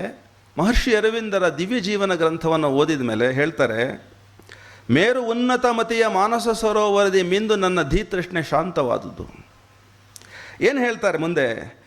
ಬುದ್ಧಿ ತಣಿವನ್ನೆಗಂ ಸಿದ್ಧಿತಾಂ ಸಂದಿಗ್ಧಮೈಸೆ, ಬುದ್ಧಿ ತಣಿವನ್ನೆಗಂ ಸಿದ್ಧಿತಾಂ ಸಂದಿಗ್ಧಮೈಸೆ, ಮತಿಯ ಅನುಮತಿಯ ಸಾಧನೆಗೆ ಅಗ್ನಿ ಸೋಪಾನ, ಆ ಜ್ಞಾನದ ಮೇಲಂತೆ ಹೇಳಿ ನಿಮ್ಮ ಈ ದಿವ್ಯ ವಿಜ್ಞಾನ. ಮಹರ್ಷಿ ಅರವಿಂದರ 2 ಕೃತಿಗಳು, ದಿವ್ಯ ಜೀವನ ಮತ್ತು ಸಾವಿತ್ರಿ, 2 ಕೃತಿಗಳ ಬಗ್ಗೆ ಕುವೆಂಪು ಒಂದು ಕಡೆ ಬರೀತಾರೆ. ಶ್ರೀ ಅರವಿಂದರ ಕಾವ್ಯ, ಶ್ರೀ ಅರವಿಂದರು ಅಂಥೇಳಿ ಅವರ ವ್ಯಕ್ತಿತ್ವ. ಆ ಕಾವ್ಯದೊಳಗಡೆ ಹೇಳ್ತಾರೆ, ಮಹರ್ಷಿ ಅರವಿಂದರು the soul sufficing genius of an age. ಬುದ್ಧಿಯನ್ನು ಶಾಂತಗೊಳಿಸ್ತಕ್ಕಂಥ ವಿಜ್ಞಾನ ಮತಿತ್ವ ಅವರೊಳಗಡೆಗೆ ಸಿದ್ಧವಾಗಿತ್ತು. ಏನನ್ನೇ ಕೇಳಿದ್ರು ವಿವರಿಸ್ತಕ್ಕಂಥ, ತೃಪ್ತಿಯನ್ನು ಕೊಡ್ತಕ್ಕಂಥ ವೈಜ್ಞಾನಿಕವಾಗಿ ಬ್ರಹ್ಮಾಂಡವನ್ನೇ, ಬ್ರಹ್ಮಾಂಡದ ಪ್ರಕ್ರಿಯಾ ವಿಧಾನವನ್ನೇ, ಹಿಂದಿರ್ತಕ್ಕಂಥ ದೇವತಾ ಶಕ್ತಿಗಳನ್ನೇ, ಪರ ಮತ್ತು ಅಪರಗಳನ್ನು ದರ್ಶಿಸ್ತಕ್ಕಂಥ ಒಂದು ಲ್ಯಾಡರನ್ನೇ ನಿರ್ಮಾಣ ಮಾಡಿದ್ದಾರೆ ಆ ದಿವ್ಯ ಜೀವನ ಗ್ರಂಥದಲ್ಲಿ. ಅದನ್ನು ಓದಿದ ಮೇಲೆ ಹೇಳ್ತಾರೆ, ಮುಂದೆ ರಾಮಕೃಷ್ಣ ಭಗವಾನರ ಪ್ರಭಾವ ಹೆಂಗಾಗಿತ್ತು ಅಂತ ಈ ಪದ್ಯದಲ್ಲಿ ಹೇಳ್ತಾರೆ ಅವರು ಮುಂದಕ್ಕೆ. ಹೃದಯಕ್ಕೆ ತೃಪ್ತಿಯಂ ತಂದ ಗುರುದೇವ ಪರಮಹಂಸನ ಸಮನ್ವಯ ದೃಷ್ಟಿ. ಅವರಿಗೆ ಈ ಬುದ್ಧಿಯ ತೃಪ್ತಿಯಾಗುವ ಪೂರ್ವದಲ್ಲೇ ರಾಮಕೃಷ್ಣ ಭಗವಾನರ ಮೂಲಕ, ಅವರ ಬದುಕಿನ ಮೂಲಕ, ಅವರ ಮಾತುಕತೆಗಳ ಮೂಲಕ ಹೃದಯದಲ್ಲಿ ತೃಪ್ತಿ ನೆಲೆಸಿಬಿಟ್ಟಿತ್ತು, ಶಾಂತಿ ನೆಲೆಸಿಬಿಟ್ಟಿತ್ತು, ಆನಂದ ನೆಲೆಸಿಬಿಟ್ಟಿತ್ತು. ಋಷಿಯಾಗಿ ಹೋಗಿದ್ರು, ಆದರೆ ಬುದ್ಧಿ ತಣದಿರಲಿಲ್ಲ. ಅದು ದಿವ್ಯ ಜೀವನ ಓದಿದ ಮೇಲೆ ತಣಿದು ಶಾಂತವಾಯಿತು. ಅವರೇ ಹೇಳ್ತಾರೆ, ಅರವಿಂದರನ್ನು ಓದಿದ ಮೇಲೆ ಮತ್ತೇನು ಓದಬೇಕಂತ ನನಗೆ ಅನಿಸೋದಿಲ್ಲ. ಇದು ಕುವೆಂಪು ಅವರದೇ ಒಂದು ಸಂದರ್ಶನದಲ್ಲಿ ಹೇಳುವಂಥ ಉತ್ತರ. ಇಲ್ಲಿ ಹೇಳ್ತಾ ಇದ್ದಾರೆ, ಮರ್ತ್ಯ ತತ್ವದ ಮನೋಮಯದ ರೀತಿಯೊಳಿಂದು ತಾರ್ಕಿಕ ಸಮರ್ಪಕಂ ತಾನಾಯಿತು. ಯಾವುದು? ಗುರುದೇವ ಪರಮಹಂಸನ ಸಮನ್ವಯ ದೃಷ್ಟಿ. ಸರ್ವಧರ್ಮ ಸಮನ್ವಯ ಅಂತ ಹೇಳಿದ್ದಾರೆ ರಾಮಕೃಷ್ಣ ಭಗವಾನರು. ಏನು ಹಾಗಂದರೆ, ಜಗಳಾಡ್ತಾ ಇದ್ದಾರೆ ಜಗತ್ತಿನಲ್ಲಿ, ನಮ್ಮದು ಶ್ರೇಷ್ಠ, ನಮ್ಮದು ಶ್ರೇಷ್ಠ, ನಮ್ಮಲ್ಲೂ ಜಗಳಾಡ್ತಾ ಇದ್ದೀವಿ, ನಮ್ಮದೇ ಶ್ರೇಷ್ಠ, ನಮ್ಮದೇ ಶ್ರೇಷ್ಠ ಅಂತ. ಇದೆಲ್ಲನು ಕಂಡ ಮನಸ್ಸಿನ, ಕಂಡ ಭಾವನೆಗಳ ಒಂದು ಕಾರಣಕ್ಕಾಗಿ ಆಗುವಂಥದ್ದು. ಯಾವಾಗ ಮನಸ್ಸು ಅತಿಮಾನಸಕ್ಕೆ ಹೋಗಿ ಮುಟ್ತದೋ ಪೂರ್ಣ ದೃಷ್ಟಿ ಲಭ್ಯವಾಗುತ್ತೆ. ಎಲ್ಲವೂ ಕೂಡ ಒಂದೇ ಕಡೆ ಸಂಗಮಿಸ್ತದೆ, ಎಲ್ಲ ದಾರಿಗಳು ಒಂದೇ ಕಡೆಗೆ ಬರ್ತವೆ. ನದಿಗಳು ಹೇಗೆ ಬೇರೆ ಬೇರೆ ಬೆಟ್ಟಗಳಲ್ಲಿ ಹುಟ್ಟಿ ಸಮುದ್ರವನ್ನು ಸೇರುವಾಗ ಒಂದೇ ಕಡೆ ಸೇರ್ತವೋ ಗಂತವ್ಯ, ಹಾಗೆ ಯಥೋ ಮನ್ ತಥೋ ಪತ್ ಅಂತ ನಿಮ್ಮ ಮನಸ್ಸು ಯಾವುದಕ್ಕೆ ಸಂಸ್ಕಾರ ಹೊಂದಿದೆಯೋ ಆ ದಾರಿ ನಿಮಗೆ ಕಾಣಿಸ್ಕೊಳ್ಳುತ್ತೆ. ಕಡೆಗೆ ಬಾರಯ್ಯ, ಮಂಗಳದ ಮನೆ ಅಲ್ಲೇ ಇರ್ತದೆ ಅಂಥೇಳಿ ರಾಮಕೃಷ್ಣ ಭಗವಾನರು ಬೋಧಿಸಿದ್ದು. ಅದು ಈಸಾಯಿ ಇರಲಿ, ಅದು ಇಸ್ಲಾಂ ಇರಲಿ, ಅದು ಹಿಂದೂ ಇರಲಿ, ಅದು ಯಾವುದೇ ಇರಲಿ, ಪಥ ದಾರಿ ನಡೆದರೆ ಮುಂದೆ ಗಂತವ್ಯ ನಮಗೆ ಒಂದೇ ಅಂತ ಗೊತ್ತಾಗುತ್ತೆ. ನಿನ್ನ ಈ ಲೋಕಂಗಳಂ ಲೋಕಾಂತರಂಗಳಂ ತನ್ನ ಮುಷ್ಟಿಯೊಳಂತ ಪೂರ್ಣ ದೃಷ್ಟಿಯ ಕೃತಿಯ ದರ್ಶನದಿ ಬುದ್ಧಿ ತಿಮಿರಂ ಮಾಂಡುದಿನ್ನೆನಗೆ. ಇದು ಕುವೆಂಪು ಅವರು ಹಾಕಿರುವಂಥ ಬುದ್ಧಿಯ ತಿಮಿರ ಪೂರ್ಣವಾಗಿ ಪ್ರಕಾಶಕ್ಕೆ ರೂಪಾಂತರವಾಗಿ ಹೋಯಿತು. ಅವ್ರು ಹೇಳ್ತಾರೆ, mind is the mediator divinity which can suspend or change earth's concrete law. ಇದು ಅರವಿಂದರದ್ದು ಮಾತು. Mind is the mediator divinity which can change or suspend earth's concrete law. ಎಲ್ಲ ಅಪರದ ನಿಯಮಗಳನ್ನು ಅದು ಬದಲಾಯಿಸೋದಕ್ಕೆ ಸಮರ್ಥವಾಗಿದೆ ಅಂಥದ್ದೊಂದು ಮಾನಸ. ಕುವೆಂಪು ತುಂಬ ಚೆನ್ನಾಗಿ ಅದನ್ನು ಹೇಳಿದ್ದಾರೆ. ಯಾವುದರಲ್ಲಿ ಅಂದರೆ ಇಕ್ಷುಗಂಗೋತ್ರಿ ಅನ್ನೋ ಒಂದು ಪದ್ಯದಲ್ಲಿ, ಮಾನಸ ಅತಿಮಾನಸ ಕೇರುವೆಡೆ, ಅತಿಮಾನಸ ಮಾನಸ ಕಿಳಿಯುವೆಡೆ, ಅದ ಇದಕ್ಕೂ ಅದಕ್ಕೂ ಬಂಧಿಸಿ ನೆಯ್ದು ಒಂದಾಗಿಪ ಋಷಿಮಾನವ ರಸಚೇತನ ವಿದ್ಯುದ್ವಾಹಕವಾಗಿಲ್ಲಿ. ಇದು ಕುವೆಂಪು ಅವ್ರ ಪದ್ಯ ಇಕ್ಷುಗಂಗೋತ್ರಿಯ ಕಡೆ ಸ್ಟ್ಯಾಂಜ. ಏನು ಹೇಳ್ತಾ ಇದ್ದಾರೆ? ಮಾನಸ ಅತಿಮಾನಸದ ಅಂತ್ಯ ವಿಭೂತಿ. ಮನಸ್ಸಿನ ಹಿಂದೆಗಡೆಗೆ ಅತಿಮಾನಸ್ಸಿದೆ, ಅದರ ಹಿಂದೆಗಡೆಗೆ ಸುಪ್ರಮಾನಸವಿದೆ, ಅದರ ಹಿಂದೆಗಡೆಗೆ ಸತ್ವ ಚಿತ್ತು ಆನಂದ ಇದೆ. ಹಾಗಾಗಿ ಪ್ರಜ್ಞಾ ತುರೀಯದವರೆಗೆ ಹೋಗಿ ಮುಟ್ಟಬಹುದು ತನ್ನ ಅಂತರಂಗದಲ್ಲಿ ಮನುಷ್ಯ. ಅಂಥದ್ದೊಂದು ಸಾಧನೆಯನ್ನು ಈ ದಿವ್ಯ ಜೀವನ ಗ್ರಂಥದೊಳಗಡೆಗೆ ಹೇಗೆ ಸಾಧಿಸಬಹುದು ಅನ್ನೋದನ್ನು ಅದ್ಭುತವಾಗಿ ವಿವರಿಸಿದ್ದಾರೆ. ಹೇಳ್ತಾರೆ ಮುಂದೆ, ಎಲ್ಲಿಗೆ ಹೇಳ್ತಾರೆ ನೋಡಿ ಅವರು. ಬುದ್ಧಿ ತಿಮಿರಮ್ಮಂಡು ದಿನ್ನೆನಗೆ ಸಿದ್ಧಿ ಸೂರ್ಯೋದಯಕ್ಕೆ ಚೈತ್ಯಾಕ್ಷಿ ಪಕ್ಷಂಗಳಂ ತೆರೆದು ಗರಿಗೆದರಿರುವ ನನ್ನ ಆತ್ಮ ಪಕ್ಷೀಂದ್ರ ನಮ್ ದಿಕ್ಕು ಕೆಡದಂತೆ ಮಿಂಚುಂಬೆರಳ ದೀಪ್ತಿಯಂ ಸನ್ನೆಗೈದ ಆಶೀರ್ವದಿಸು ಗುರುವೇ. ಎಲ್ಲಿಗೆ? ಗುರುದೇವ ಪರಮಹಂಸನ ಶಿವಾನಂದ ಚರಣಾಬ್ಜಕ್ಕೆ. ಪರಮಹಂಸರ ನೇರ ಶಿಷ್ಯರಾಗಿದ್ದಂಥ ಶಿವಾನಂದರು ನೆಲೆಸಿರ್ತಕ್ಕಂಥ ಸಹಸ್ರಾರದ ಆ ಲೋಕಕ್ಕೆ ನನ್ನನ್ನು ಮಿಂಚು ದೀಪ್ತಿಯಂತೆ ಕೈ ತೋರಿಸು ಗುರುವೇ. ಅವರು ದೇಹ ಹೋದರೂ ಕೂಡ ನಮ್ಮೊಳಗಡೆಗೆ ನೆಲೆಸ್ತಾರೆ ಅನ್ನೋದಕ್ಕೆ ಬೆರಳಿಗೆ ಕೊರಳು ನಾಟಕದಲ್ಲಿ ಮಾತು ಹೇಳ್ತಾರೆ. ಸಚ್ಚಿದಾನಂದವೇ ಗುರು ಏಕಲವ್ಯ ನರಗುರು ನಿಮಿತ್ತ ಮಾತ್ರನ್ ವಿದ್ಯೆ ಎಂಬ ಹೆಸರ ಮೊರೆಯೊಳಾನ್ ಅವಿದ್ಯೆಯಂ ಪೋಷಿಸುವ ಗುರುವಾದೆನಲ್ತೆ ಛೀ ಸುಡಲಿ ಬಾಳ್ತೆ. ಹೆಸರಂತೆ ಹೆಸರ್ ಇಂದಿನೀ ಜನ್ಮದೊಳ್ ದ್ರೋಣನ್ ಮತ್ತದಾವ ಜನ್ಮದೊಳದಾವ ಹೆಸರೋ. ಹೆಸರಂತೆ ಹೆಸರು ಹೊಲೆ ಕೆಸರ್ ಏನ ವಿದ್ಯೆಯೋ ಈ ಅರಸು ಮಕ್ಕಳಿಗೆ. ದ್ರೋಣನ ಬಾಯಿನಲ್ಲಿ ಕುವೆಂಪು ಅವರು ಹೇಳಿಸ್ತಕ್ಕಂಥ ಮಾತಿದು. ಗುರು ಏನಾಗಿದ್ದಾನೆ? ವಿದ್ಯೆ ಎಂಬ ಹೆಸರ ಮರೆಯಲ್ಲಿ ಅವಿದ್ಯೆಯನ್ನು ಪೋಷಿಸ್ತಾ ಇದ್ದಾನೆ. ಫಸ್ಟ್ ರ್ಯಾಂಕ್ ಬರಬೇಕು, ಟಾಪರ್ ಆಗಬೇಕು, ಅವಿದ್ಯೆ. ದ್ರೋಣನಿಗೆ ಏನಾಯಿತು? ತಲೆ ಹೋಯಿತು. ಅವಿದ್ಯೆಯನ್ನು ಪೋಷಿಸಿದ್ದಕ್ಕಾಗಿ ತಲೆ ಹೋಯಿತು. ಆರ್ಗೋ ಬಲಿ ನನ್ನ ಕಂದನ ಬೆರಳ್ ಬಲಿಯಕ್ಕೆ ಆ ಪಾಪಿಯ ಕೊರಳ್ ಅಂಥೇಳಿ ಶಾಪ ಕೊಟ್ಲು ತಾಯಿ. ರಕ್ತದ ಮಡುವಿನೊಳಗಡೆಗೆ ದ್ರೋಣ ಬಗ್ಗಿ ನೋಡ್ದ. ಬೃಹನ್ ಮಸ್ತಕ ಒಂದು ಬಂದು ತುಂಡರಿಸ್ತ ಒಂದು ತಲೆಯನ್ನು. ಅಯ್ಯೋ ಏಕಲವ್ಯ, ಆದುದು ನಿನ್ನೀ ಬೆರಳಿಗೆ ನನ್ನ ಕೊರಳಂ ಕೊಳ್ಳುವುದೆಂದೇ ತೋರುತ್ತಿದೆ ವಿಧಿ. ಇದು ಕುವೆಂಪು ಅವರ ಉದ್ಗಾರ. ಕರ್ಮತತ್ವ, ಯಜ್ಞತತ್ವ, ಗುರುತತ್ವ, 3 ತತ್ವಗಳನ್ನು ಆಶ್ರಯಿಸಿ ಆ ಕಾವ್ಯವನ್ನು ಮಹಾಕವಿ ಕುವೆಂಪು ಅವರು ರಚನೆ ಮಾಡಿದ್ದಾರೆ. ಅಂಥ ಕವಿಯನ್ನು, ಅಂಥದ್ದೊಂದು ಧೀಮಂತ ಸಾಹಿತ್ಯವನ್ನು ಕನ್ನಡಕ್ಕೆ ಕೊಟ್ಟಂಥವರು ಕುವೆಂಪು ಅವರು ಅನ್ನೋದಕ್ಕೆ ಕಾರಣ ಕಾಲಾತೀತ ನಿತ್ಯದೊಳಗಡೆಗೆ ಅವರು ಸ್ಪಂದಿಸಬಲ್ಲವಾಗಿ ಆಗಿದ್ದರು ಅಂತ. ಅದಕ್ಕೆ ಕಾರಣ ಆ ಲೋಕದಲ್ಲಿ ನಿರಂತರವಾಗಿ ಇವರ ಸಂಪರ್ಕದಲ್ಲಿರೋರು ಇದ್ದರು. ಅವರೇ ಸ್ವಾಮಿ ಶಿವಾನಂದರು, ಸ್ವಾಮಿ ಸಿದ್ದೇಶ್ವರಾನಂದರು, ಸ್ವಾಮಿ ವಿವೇಕಾನಂದರು, ಶ್ರೀಮತ್ ಅವರ ಗುರುಗಳಾಗಿರ್ತಕ್ಕಂಥ ರಾಮಕೃಷ್ಣ ಪರಮಹಂಸರು. ಯಾರ ಹೃದಯದಲ್ಲಿ ರಾಮಕೃಷ್ಣ ಅನ್ನುವಂಥ ಭಕ್ತಿ ಪೂರ್ಣವಾಗುತ್ತೋ ರಾಮಕೃಷ್ಣರ ದರ್ಶನವಾಗುತ್ತೆ, ರಾಮಕೃಷ್ಣರ ಆತ್ಮದ ಶಕ್ತಿ ಇಳಿಯುತ್ತೆ. ಯಾರು ರಾಮ ಅಂತಾರೋ ರಾಮನ ಶಕ್ತಿಯೇ ಆಗಮಿಸ್ತದೆ. ಕೃಷ್ಣ ಮತ್ತು ರಾಮನ ಹೆಸರನ್ನು ಒಂದೇ ಹೆಸರಿನಲ್ಲಿ ಧರಿಸಿರ್ತಕ್ಕಂಥ ರಾಮಕೃಷ್ಣ ಗುರುವಿನ ಗೋತ್ರ ಸಂಜಾತ ನಾನು. ಗೋತ್ರ ಸಂಜಾತ ಅಂದ್ರೇನು? ಅದನ್ನು ಸ್ಮರಿಸ್ತಾ ಇರ್ತಕ್ಕ ಆ ಪರಂಪರೆಯನ್ನು ಹೃದಯದಲ್ಲಿ ಧರಿಸಿರ್ತಕ್ಕಂಥ ಯಾರ ಹೃದಯ ಪೂಜಿಸಿರುವುದೋ ಅದೇ ನನ್ನ ದೇಗುಲ. ಕುವೆಂಪು ಅವ್ರ ಮಾತು. ಯಾರ ಹೃದಯ ಪೂಜೆ ಮಾಡ್ತಾ ಇದ್ದೋ, ಸ್ಮರಿಸ್ತಾ ಇದ್ದೋ ನನ್ನ ಗುರುದೇವರನ್ನು, ಆ ಹೃದಯ ನನ್ನ ದೇವಮಂದಿರ. ಯಾರು ರಾಮ, ಯಾರು ಕೃಷ್ಣ, ಯಾರು ರಾಮಕೃಷ್ಣ ಅಂತಾರೋ ಆ ಹೃದಯದಲ್ಲಿ ನಾನು ಭಕ್ತನಂತೆ ಪ್ರವೇಶಿಸ್ತೀನಿ. ಇದು ಘೋಷಣೆ ಕುವೆಂಪು ಅವ್ರು ಮಾಡಿರೋವಂಥದ್ದು. ಹೇಳ್ತಾರೆ, ಮಹಾಪುರುಷರ ಜನ್ಮ ಚರಿತ್ರೆ ಕಾಲದಲ್ಲಿ ಕೊನೆಗೊಂಡರೂ ಅವರ ಜೀವನ ಯಾತ್ರೆ ಕಾಲಕ್ಕಿಂತ ಚಿರಂಜೀವಿಯಾದುದು. ಅವರಿಗೆ ಸಾವಿಲ್ಲ. ಅವರ ಚೈತನ್ಯ ಆತ್ಮಶಕ್ತಿಗಳು ಜಗದ ಜೀವನದ ನಾಡಿಗಳಲ್ಲಿ ಪ್ರವೇಶಿಸಿ, ಇದನ್ನು ಬರೆದಿಟ್ಕೊಳ್ಬೇಕು. ರಾಮಕೃಷ್ಣ ಭಗವಾನರ, ಶ್ರೀಮತ್ ಸ್ವಾಮಿ ವಿವೇಕಾನಂದರ ಆತ್ಮದ ಶಕ್ತಿ ಚಿರಂಜೀವಿಯಾದದ್ದು, ಸಾವಿಲ್ಲದೆ ಇರೋ ಅಂಥದ್ದು. ನಾಡಿಗಳಲ್ಲಿ ಪ್ರವೇಶಿಸಿ ಅಲ್ಲಿಗೆ ಸುಮ್ಮನಾಗಲ್ಲ. ಅವು ರಕ್ತನಾಳಗಳಲ್ಲಿ ಮೊರೆದು ಧಮನಿಗಳಲ್ಲಿ ಪ್ರತಿಧ್ವನಿಗೈದು, ರಕ್ತದಲ್ಲಿ ರಕ್ತವಾಗಿ, ಮಾಂಸದಲ್ಲಿ ಮಾಂಸವಾಗಿ, ಅಸ್ಥಿಯಲ್ಲಿ ಅಸ್ಥಿಯಾಗಿ ಜೀವನದ ಶ್ರೇಯೋಗಮನಕ್ಕೊಂದು ಶಾಶ್ವತ ಪ್ರೇರಕ ಶಕ್ತಿಯಾಗುತ್ತವೆ. ನರನಾಡಿಗಳಲ್ಲಿ ಹರಿದು ಅಲ್ಲಿಗೆ ತಿರೋಹಿತವಾಗಲ್ಲ, ಪ್ರತಿಷ್ಠಾಪಿತವಾಗ್ತವೆ. ಹೃನ್ಮಂದಿರದಲ್ಲಿ ಭಗವಂತನನ್ನು ಅಥವಾ ಶ್ರೀಗುರುವನ್ನು ಯಾರು ಧರಿಸಿರ್ತಾರೋ ಹೃದಯದೊಳಗಡೆಗೆ ಶಕ್ತಿ ನಿರಂತರವಾಗಿ GPS ಥರ ಅಥವಾ ವೈಫೈ ಥರ ಕನೆಕ್ಟಿವಿಟಿ ಇರುತ್ತೆ.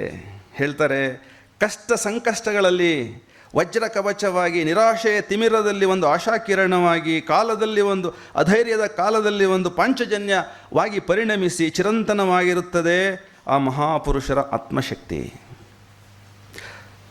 ಆದ್ದರಿಂದ ಮಹಾಪುರುಷರಿಗೆ ಮರಣವಿಲ್ಲ, ಅವರು ಚಿರಂಜೀವಿಗಳು. ಕರ್ಮಮಯ ಈ ಅಪರದ ಜಗತ್ತಿನಲ್ಲಿ ಆತನ ಚೈತನ್ಯದ ನಿರ್ಝರಿಣಿ ಚಿರತರಂಗಿಣಿ. ಆತ್ಮದ ಶಕ್ತಿ ನಾಮರೂಪಾತೀತವಾದದ್ದು, ಕಾಲದೇಶ ಅದು ಆದದ್ದು. ಈ ಕಾಲದ ಡೈಮೆನ್ಷನ್ ಒಳಗಡೆಗೆ, ಸ್ಪೇಸಿನ ಡೈಮೆನ್ಷನ್ ಒಳಗಡೆಗೆ ಸ್ಲೋ ಇದೆ ಆ್ಯಕ್ಷನ್ಸ್ ಎಲ್ಲನೂ, ಬಟ್ ಒಳಗಡೆಗೆ ನಾವು ಪ್ರವೇಶಿಸಿಬಿಟ್ರೆ ಅಗಾಧವಾದ ವೇಗ ಇದೆ ನಮ್ಮ ಜೀವಕ್ಕೆ, ನಮ್ಮ ಮನಸ್ಸಿಗೆ.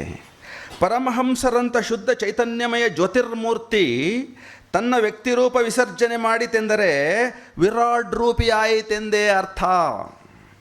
ಬ್ರಹ್ಮಾಂಡದ ಉದ್ದಗಲಕ್ಕೆ ವ್ಯಾಪಿಸಿತು ಆ ಶಕ್ತಿ ಅಂತ. ಅದಕ್ಕೆ ಬ್ರಹ್ಮಾಂಡದ ಚೆಂಡೆ ಅಂತ ಹೇಳ್ತಾರೆ ಕುವೆಂಪು ಅವರು. ಬ್ರಹ್ಮಾಂಡದ ಚೆಂಡೆ ಭೂಮಿಯಷ್ಟು ದಪ್ಪದ್ದಲ್ಲ, ಇಡೀ ಬ್ರಹ್ಮಾಂಡದ ಚೆಂಡೆ ಬಾರಿಸಿದ್ರೆ ಸ್ಪಂದನಗಳು ಎಲ್ಲಿವರೆಗೂ ಹೋಗ್ಬೋದು?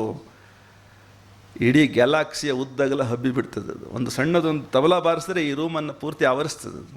ಬ್ರಹ್ಮಾಂಡ ಚೆಂಡೆ ಶ್ರೀಮದ್ ಸ್ವಾಮಿ ಪರಮಹಂಸರ ಹೃನ್ಮಂದಿರದೊಳಗಡೆಗೆ ಅಂಥದ್ದೊಂದು ನಿನಾದವಿದೆ. ವ್ಯಕ್ತಿರೂಪದ ವಿಸರ್ಜನೆಯಾದ ಕಾರಣಕ್ಕಾಗಿ ಏನಾಗುತ್ತೆ? ವ್ಯಷ್ಟಿ ಸಮಷ್ಟಿಯಲ್ಲಿ ಲೀನವಾಗಿ ಸಹಸ್ರ ರೂಪಿಯಾಗಿ ಸಮಧಿಕ ಶಕ್ತಿ ಸ್ವರೂಪಿಯಾಗಿ ಬಿಡುತ್ತದೆ. ಪರಮಹಂಸರ ಅನಂತರ ಅವರ ಚೈತನ್ಯದ ಅಗ್ನಿಜಲ ರಾಶಿ. ಯಾಕೆಂದರೆ ಆತ್ಮತತ್ವ ಅಗ್ನಿ ಧಾರಣೆ ಮಾಡಿ ಕೆಳಗೆ ಬರೋವಂಥದ್ದು. ಶ್ರೀರಾಮ ಅಗ್ನಿಯ ಪುರುಷ ಅವರ ಕಾವ್ಯದೊಳಗಡೆಗೆ. ಕಡೆಯದಾಗಿ ರೈಗೆ ಕರೆದೆ ಓ ಅಗ್ನಿನೊಳಗಡೆ ರಾಮ ಮತ್ತೆ ಅಗ್ನಿ ಒಳಗೆ ಪ್ರವೇಶಿಸಿ ಲೀನನಾಗ್ತಾನೆ. ಮತ್ತು ವಾಪಸ್ ಬರುವಾಗ ಅರವಿಂದರ ಪೂರ್ಣಯೋಗ ದರ್ಶನವನ್ನು ಅಲ್ಲಿ ಅದ್ಭುತವಾಗಿ ತರ್ತಾರೆ. ಕಲ್ಲು ಮಣ್ಣುಗಳು ಮಿರುಗತೊಡಗಿದ್ದವು ಚಿನ್ಮಯ ಸುಗಂಧಮಂ. ಟ್ರಾನ್ಸ್ಫರ್ಮೇಷನ್ ಆಫ್ ಮೆಟೀರಿಯಲ್, ಇಲ್ಯೂಮಿನೇಟೆಡ್ ಮೆಟೀರಿಯಲಿಸಮ್ ಅಂತ ಹೇಳ್ತಾರೆ ಅರವಿಂದ್ರದನ್ನು. ಈ ದೇಹವನ್ನು ಇಲ್ಯೂಮಿನ್ ಮಾಡ್ಬೋದು.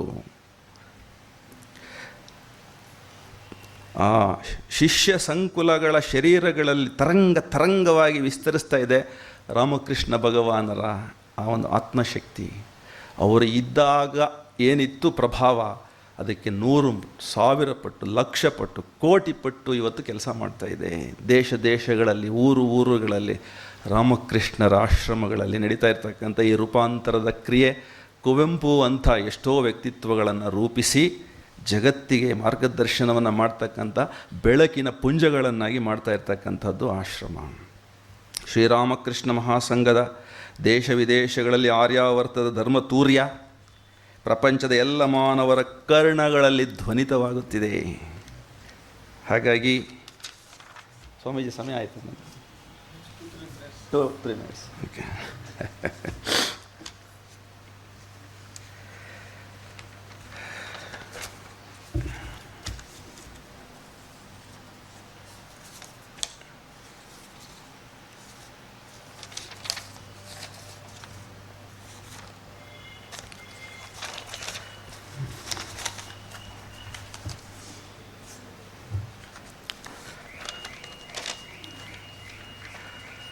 ಗುರುಚರಣದಲ್ಲಿ ಕರಗುವೆನು, ಗುರುಚರಣದಲ್ಲಿ ನಾ ಕರಗುವೆನು. ಸರ್ವಧರ್ಮಗಳ ವಾರಿಧಿಗೆ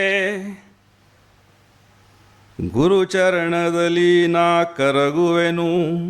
ಸರ್ವಧರ್ಮಗಳ ವಾರಿಧಿಗೆ ಪುಣ್ಯದ ಸುರನದಿಗೆ ಬ್ರಹ್ಮಾನಂದದ ಮಹೋದದಿಗೆ ಶಾಂತಿಯ ಚಿರನಿಧಿಗೆ ಕತ್ತಲೆಯವನಿಗೆ ಬೆಳಕಿತ್ತವಗೆ ನಾ ಕರಗುವೆನು ಗುರುಚರಣದಲ್ಲಿ ನಾ. ಪರಮಹಂಸ ಗುರುದೇವನಿಗೆ ದಕ್ಷಿಣೇಶ್ವರದ ಗುಡಿಯಲ್ಲಿ ತಿರುತಾಯಡಿಯಲ್ಲಿ ವರವಟ ವೃಕ್ಷದ ಬುಡದಲ್ಲಿ ಗಂಗೆಯ ದಡದಲ್ಲಿ ಬಂಧವ ನುಡೆದ ಮುಕ್ತಿಯ ಪಡೆದ ರಾಮಕೃಷ್ಣ ಗುರುದೇವನಿಗೆ ಎರಗುವೆನು ನಾ ಕರಗುವೆನು. ಪರಮಾವತಾರನಿಗೆ ಜಗದೋದ್ಧಾರನಿಗೆ ಶ್ರೀ ಜಗದಂಬೆಯ ಭಕ್ತನಿಗೆ ನಿತ್ಯ ವಿಮುಕ್ತನಿಗೆ ವರವೈರಾಗಿಗೆ ಪರಮತ್ಯಾಗಿಗೆ ಸಚ್ಚಿದಾನಂದಾತ್ಮನಿಗೆ ಶ್ರೀ ಗುರು ಚರಣದಲ್ಲಿ ನಾ ಕರಗುವೆನು, ಗುರುಚರಣದಲ್ಲಿ ನಾ ಕರಗುವೆನು.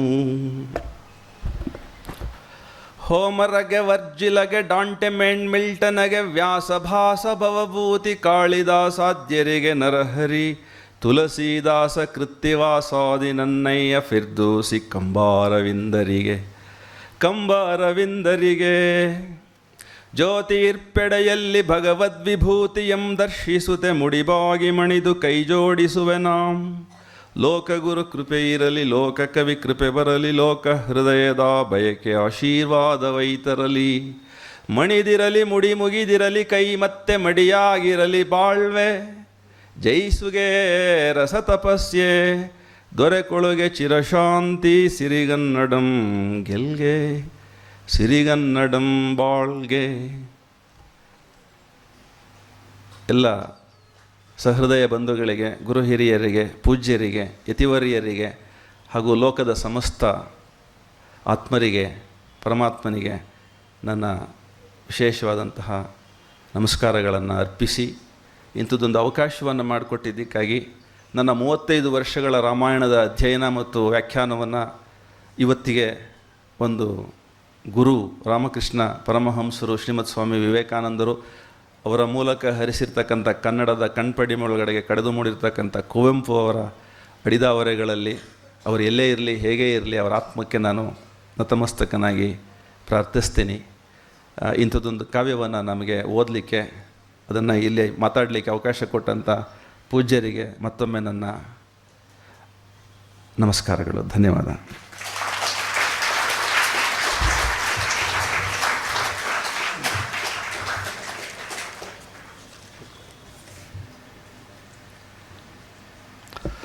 ಬಂಧುಗಳೇ, ರಾಷ್ಟ್ರಕವಿ ಕುವೆಂಪು ಅವರ ಜೀವನದ ಹಿನ್ನೆಲೆಯಲ್ಲಿ ಶ್ರೀರಾಮಕೃಷ್ಣ ಪರಮಹಂಸರು ಮತ್ತು ಸ್ವಾಮಿ ವಿವೇಕಾನಂದರ ಅದ್ಭುತವಾದ ಪ್ರೇರಕ ಶಕ್ತಿ ಹೇಗೆ ಕೆಲಸ ಮಾಡಿ ಅವರ ಸಾಹಿತ್ಯದಲ್ಲಿ ಅಭಿವ್ಯಕ್ತವಾಯಿತು ಅನ್ನುವ ಬಚ್ಚಿಟ್ಟುಕೊಂಡ ಅನೇಕ ಭಾಗಗಳನ್ನೆಲ್ಲ ತಮ್ಮ ಹೃದಯದ ಝೂಮ್ನಿಂದ ಹೆಕ್ಕಿ ತೆಗೆದು ಶ್ರೀಯುತ ನಂದೀಶ್ ಸರ್ ಅವರು ನಮ್ಮ ಮುಂದೆ ಇಟ್ಟಿದ್ದಾರೆ, ಅದನ್ನು ಪ್ರಕಾಶಪಡಿಸಿದ್ದಾರೆ. ಬಹುಶಃ ನಮ್ಮ ಕುವೆಂಪು ಅವರ ಅಧ್ಯಯನ ಈಗ ಒಂದು ಬೇರೆಯ ಡೈಮೆನ್ಷನ್ನ, ಬೇರೆಯ ಆ್ಯಂಗಲನ್ನು ಪಡ್ಕೊಳ್ಳುತ್ತೆ ಅಂತ ನನಗನ್ಸುತ್ತೆ. ಮೈಸೂರು ರಾಮಕೃಷ್ಣ ಆಶ್ರಮದ ಪರವಾಗಿ ಹಾಗೂ ತಮ್ಮೆಲ್ಲರ ಪರವಾಗಿ ಶ್ರೀಯುತ ನಂದೀಶ್ ಸರ್ ಅವರಿಗೆ ಹೃತ್ಪೂರ್ವಕವಾದಂಥ ಧನ್ಯವಾದಗಳನ್ನು ಸಮರ್ಪಣೆ ಮಾಡ್ತೀನಿ. ಹಾಗೆ ಒಂದು ಮುಖ್ಯವಾದ ವಿಚಾರ, ಇವತ್ತಿನ ಈ ವಿಶೇಷ ಕಾರ್ಯಕ್ರಮ ವರ್ಷವೂ ನಡೆಯುತ್ತೆ.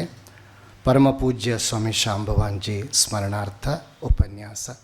ಇದರ ಪ್ರಾಯೋಜಕರು ರಾಮಕೃಷ್ಣ ವಿದ್ಯಾಶಾಲೆಯ ಹಿರಿಯ ವಿದ್ಯಾರ್ಥಿಗಳಾದ ಶ್ರೀಯುತ MC ನರೇಂದ್ರ ಸರ್ ಅವರು ಕೂಡ ಒಂದು ಶಿಕ್ಷಣ ಸಂಸ್ಥೆಯನ್ನು ಬೆಂಗಳೂರಿನಲ್ಲಿ ನಡೆಸ್ತಾ ಇದ್ದಾರೆ.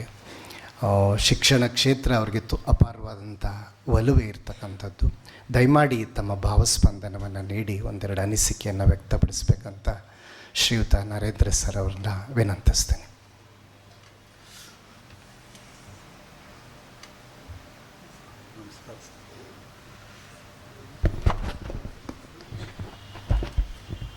ಸ್ವಾಮಿ ಮುಕ್ತಿದಾನಂದ ಸ್ವಾಮೀಜಿಗಳು, ಎಲ್ಲ ಸ್ವಾಮೀಜಿಗಳಿಗೆ, ಎಲ್ಲ ರಾಮಕೃಷ್ಣ ಆಶ್ರಮದ ಎಲ್ಲ ಭಕ್ತಾದಿಗಳು, ಆಮೇಲೆ ಇವತ್ತಿನ ಹುಡುಗರು, ನಾನು ನಿಮ್ಮ ಥರ 71ಕ್ಕೆ ಬಂದವನು, 76ಕ್ಕೆ ಹೊರಗೋದೆ. ನಮಗೆಲ್ಲ ಫೌಂಡೇಶನ್ ಭಾಳ ಮುಖ್ಯ. ನಾನು ಹೇಳ್ತೇನೆ, ನಿಮ್ಮ ಹುಡುಗರಿಗೆ ಮಾತಾಡ್ತೀನಿ, ನಾವು ಬಹಳ ಚೆನ್ನಾಗಿ ಮಾತಾಡಿದ್ರು ಪರಮಹಂಸರ ಬಗ್ಗೆ, ವಿವೇಕಾನಂದ ಬಗ್ಗೆ, ಆಮೇಲೆ ಕುವೆಂಪು ಬಗ್ಗೆ ಭಾಳ ಚೆನ್ನಾಗಿ ಮಾತಾಡಿದ್ರು. ನಮ್ಮ ಸ್ನೇಹಿತರನ್ನ ಕರ್ಕೊಂಬಂದೆ, ಪ್ರೊಫೆಸರ್ ಶಿವಾರೆಡ್ಡಿನ. ಅವರು ಕುವೆಂಪು ಅವ್ರ ಮನೆ ಏನೋ ರೂಮ್ ನೋಡಬೇಕು ಅಂತ ನಮ್ಮ ನರೇಂದ್ರ ಅವರು ಕರ್ಕೊಂಡು ಹೋಗಿದ್ದರು. ಚಿದಾನಂದ ಗೌಡರು ಬಂದಿದ್ದಾರೆ. ನಾನು ಹುಡುಗರಿಗೆ ಒಂದು ಹೇಳಬೇಕು, ಅದಕ್ಕೆ ನೀವು 9ನೇ ಕ್ಲಾಸ್ 10ನೇ ಕ್ಲಾಸ್ ಅಂದ್ರಿ. ನಮಗೆ ಇಲ್ಲಿ ಪ್ರೇರಣೆ ಆಯಿತು. ನಾನೇನಾರು ಇವತ್ತು ಒಂದು ಸ್ಕೂಲ್ ನೋಡ್ಕೊಬೇಕು ಅಂದರೆ ನಿಮಗೆ ತಂದೆ ತಾಯಿ ಸರಿಗಿರಬೇಕು, ಎಲ್ಲರೂ ಒಳ್ಳೆ ಸ್ಕೂಲ್ನಲ್ಲಿರಬೇಕು, ಒಳ್ಳೆ ಟೀಚರ್ ಇರಬೇಕು. ಇದ್ಮೇಲೆ ನಾವು ಓದೋದು, ಮುಂದಕ್ಕೆ ಬರೋದು, ಸ್ವಲ್ಪ ಏನೋ ಒಂದು ಸಮಾಜ ಸೇವೆ ಮಾಡೋಕ್ಕೆ ಎಲ್ಲ ಈ ಫೌಂಡೇಶನ್ ಭಾಳ ಮುಖ್ಯ. ನಾನು ಹೇಳ್ತಾನೆ ಹುಡುಗರಿಗೆ ಹೇಳ್ತಾ ಇರೋದು, ಯಾಕಂದ್ರೆ ನಾನು ನಿಮ್ಮ ಥರ ಸ್ಕೂಲ್ ಕಟ್ಕೊಂಡಿದ್ದೀನಿ.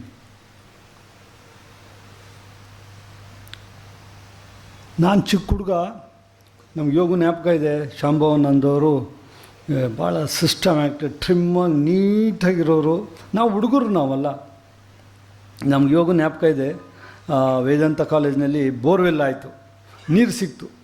ನೀರು ಸಿಕ್ಕಿದ್ದಕ್ಕೆ ನಮ್ಗೆ ಯೋಗನ ನಾವೆಲ್ಲ ಅಲ್ಲೇ ಅದು ಸುಮ್ಮನೆ ನೋಡೋಕ್ಕೆ ಹೋಗ್ತಾಯಿದ್ವಿ. ಸಾಯಂಕಾಲ ಹೋದ್ವಿ, ಸ್ಪೋರ್ಟ್ಸ್ಗೆ ಆಡೋವಾಗ ಆ ಸೈಡ್ನಲ್ಲಿ ಹೋಗಿ ನೀರು ಸಿಕ್ತು ಅಂತ ಗೊತ್ತಾಯಿತು. ಮಾರನೇ ದಿವಸ ನಮ್ಮ ಎಲ್ಲರಿಗೂ ಸ್ವೀಟ್ಸ್ ಕಳಿಸಿದ್ರು. ಆಮೇಲೆ ಅವ್ರ ಬಗ್ಗೆ ನನಗೆ ಅಷ್ಟು ಇದಿರಲಿಲ್ಲ. ಆಮೇಲೆ ನಾನು ರಾಮಕೃಷ್ಣ ಆಶ್ರಮದಲ್ಲಿ ಸರ್ವಧರ್ಮ ಕಲ್ತಿದ್ದೆ. ಇಲ್ಲಿ ನನಗೆ ಇವತ್ತಿಗೂ ಏನಾರೋ ಒಂದು ಸ್ವಲ್ಪ ಒಂದು ಸಮಾಜ ಸೇವೆ ಮಾಡ್ತಾಯಿದ್ದೀನಿ ಅಂದರೆ ಫೌಂಡೇಶನ್ ಮುಖ್ಯ. ನಮಗೆ ನಮ್ಮ ಮೈಸೂರು ನರೇಂದ್ರವ್ರಿಗೆ ಗೊತ್ತು, ಇಲ್ಲಿ ಎಲ್ಲ ಜನಾಂಗದವರು ಇದ್ದರು, ಎಲ್ಲ ಮತದವರು ಇದ್ದರು. ಅದು ನಮಗೆ, ನಾವು ಯಾರನ್ನೂ ನೀವು ಯಾವ ಜಾತಿ ಅಂತ ಕೇಳಿಲ್ಲ, ಯಾರು ಏನು ಅಂತ ಕೇಳಿಲ್ಲ. ಹಂಗೆ SLC ಪಾಸ್ ಆದ್ವಿ, ಹಂಗೆ ಹೊರಗೋದ್ವಿ. But bonding ಒಂದಾಯ್ತು ನಮಗಲ್ಲ. ಇಲ್ಲಿ ಒಳ್ಳೆ ಸ್ನೇಹಿತರಾದರು, ನಮಗೆ ಒಳ್ಳೆ ಆಶ್ರಮದ್ದು ಒಂದು ಕಲ್ಚರ್ ಆಯಿತು, ಆಧ್ಯಾತ್ಮಿಕ ನಮಗೆ ಭಾಳ ಚೆನ್ನಾಗಾಯಿತು, ಸ್ಪೋರ್ಟ್ಸ್ನಲ್ಲಿ ಭಾಳ ಚೆನ್ನಾಗಾಯ್ತು. ನಾನು ಸ್ಪೋರ್ಟ್ಸ್ನಲ್ಲಿ ಭಾಳ ಚೆನ್ನಾಗಿದ್ದೆ ನಾನು. ಹೀಗೆ ನನಗೆ ಫಸ್ಟ್ ಫೌಂಡೇಶನ್ ಆಗಿದ್ದೇ ಇಲ್ಲಿಂದ. ಆಮೇಲೆ ನಮ್ಮ ತಂದೆಯವರು ಪಾಪ ಅವರು ಏನೋ ಒಂದು ಶಾಲೆ ನಡೆಸಿದ್ರು, ಏನೋ ಒಂದು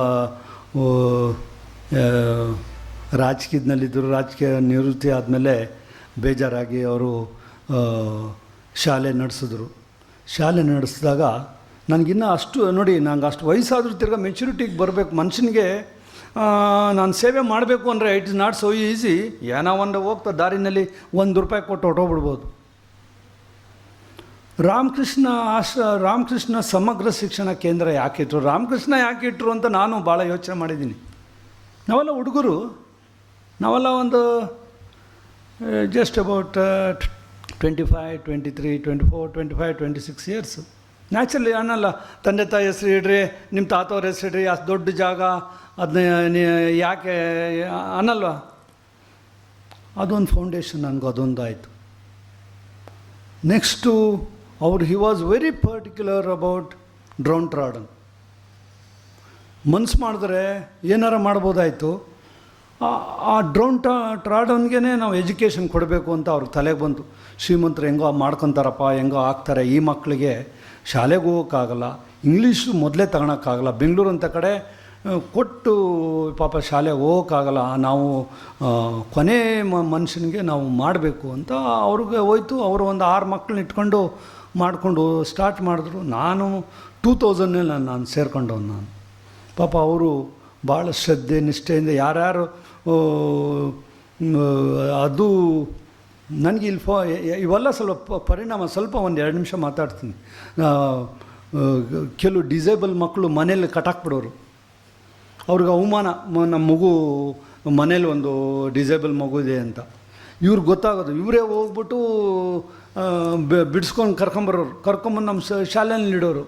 ನಾವು ಯಾಕೆ ಹೇಳ್ತಾಯಿದ್ದೀನಿ ಅಂದರೆ, ಇವೆಲ್ಲ ನಮಗೆ ಮನಸ್ಸಿಗೆ ಬಂದಿದ್ದು ಬೇಸಿಕ್ ಫೌಂಡೇಶನ್. ಇಲ್ಲಿ ಪ್ರಸನ್ನಾನಂದ ಅಂತ ಇದ್ದರು ನಮಗೆ, ಆಮೇಲೆ ಸುರೇಶಾನಂದ ಇದ್ದರು. ಅವರೆಲ್ಲ ನಮಗೆ ಬಹಳ ಚೆನ್ನಾಗಿ ನಮ್ಮನ್ನ ಯಾವತ್ತೂ ನಿಮ್ಮ ಯಾರು ಏನು ಅಂತ ನಮ್ಗೆ ಕೇಳದೇ ಇರೋ ಇಲ್ಲ. ನಾವು ಅದನ್ನೇ ಮೆಂಟಲಿ ನಾವು ಹಂಗೆ ಇಟ್ಕೊಂಡು ಹೋದ್ವಿ.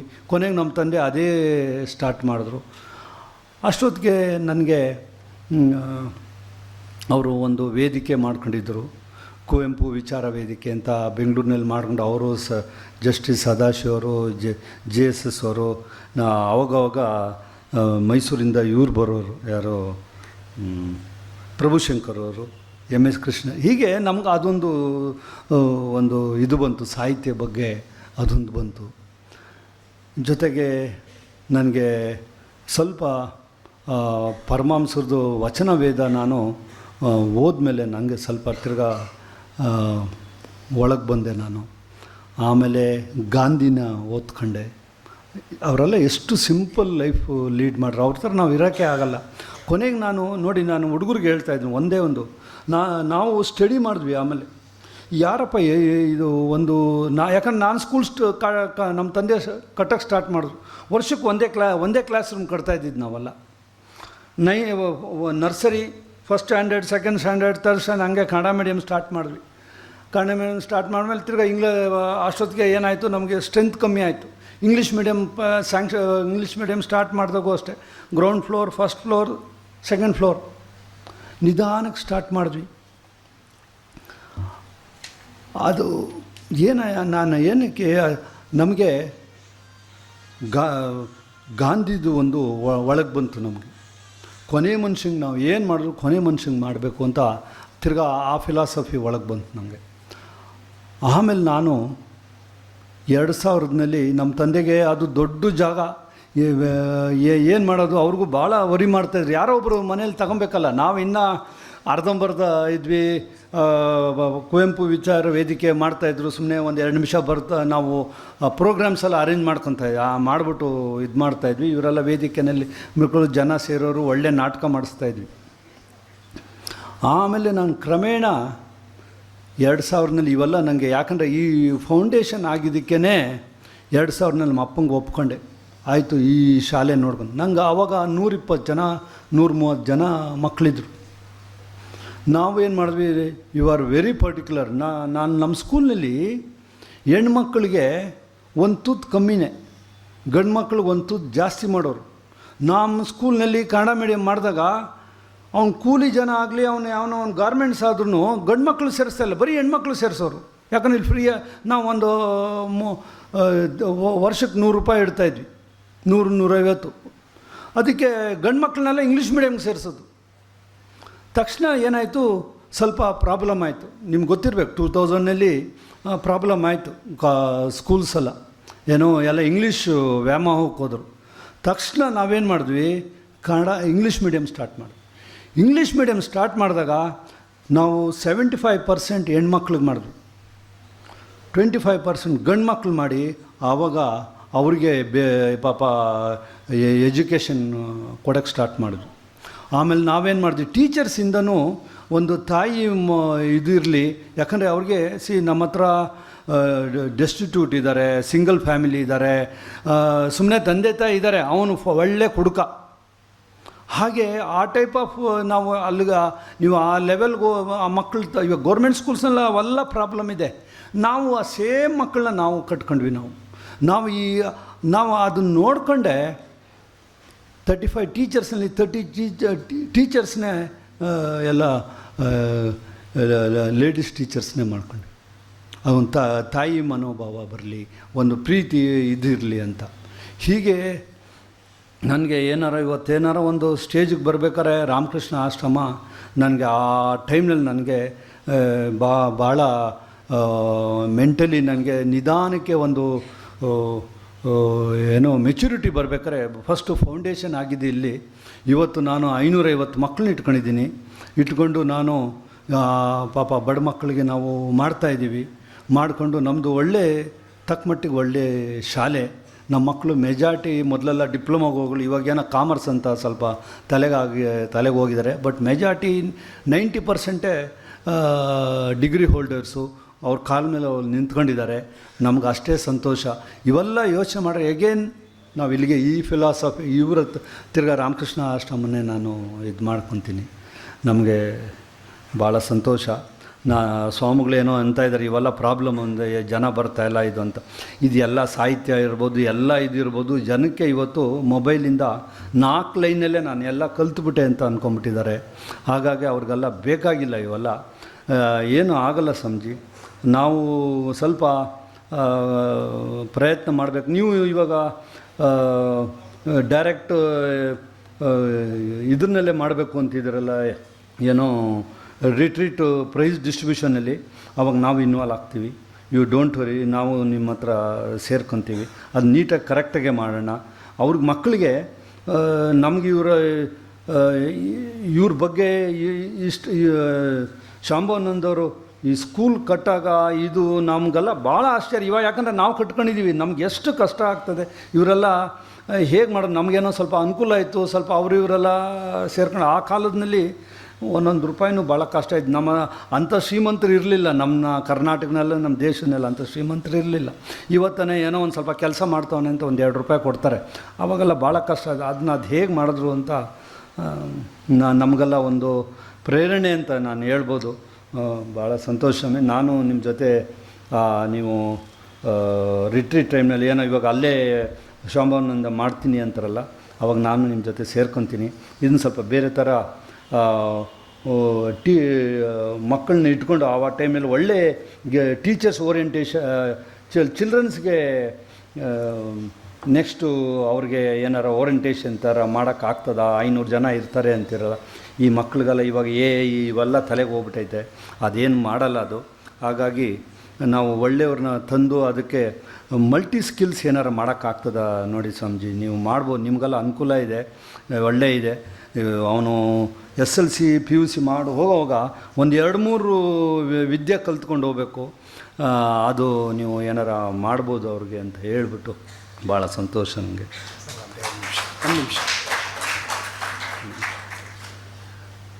ಈ ಕಾರ್ಯಕ್ರಮವನ್ನು ಪ್ರಾಯೋಜಿಸಿ ತಮ್ಮ ಭಾವಸ್ಪಂದನೆಯನ್ನು ನೀಡಿದ ಶ್ರೀಯುತ ನರೇಂದ್ರ ಸರ್ ಅವರಿಗೆ ಪೂಜ್ಯ ಸ್ವಾಮೀಜಿಯವರಿಂದ ನೆನಪಿನ ಕಾಣಿಕೆ.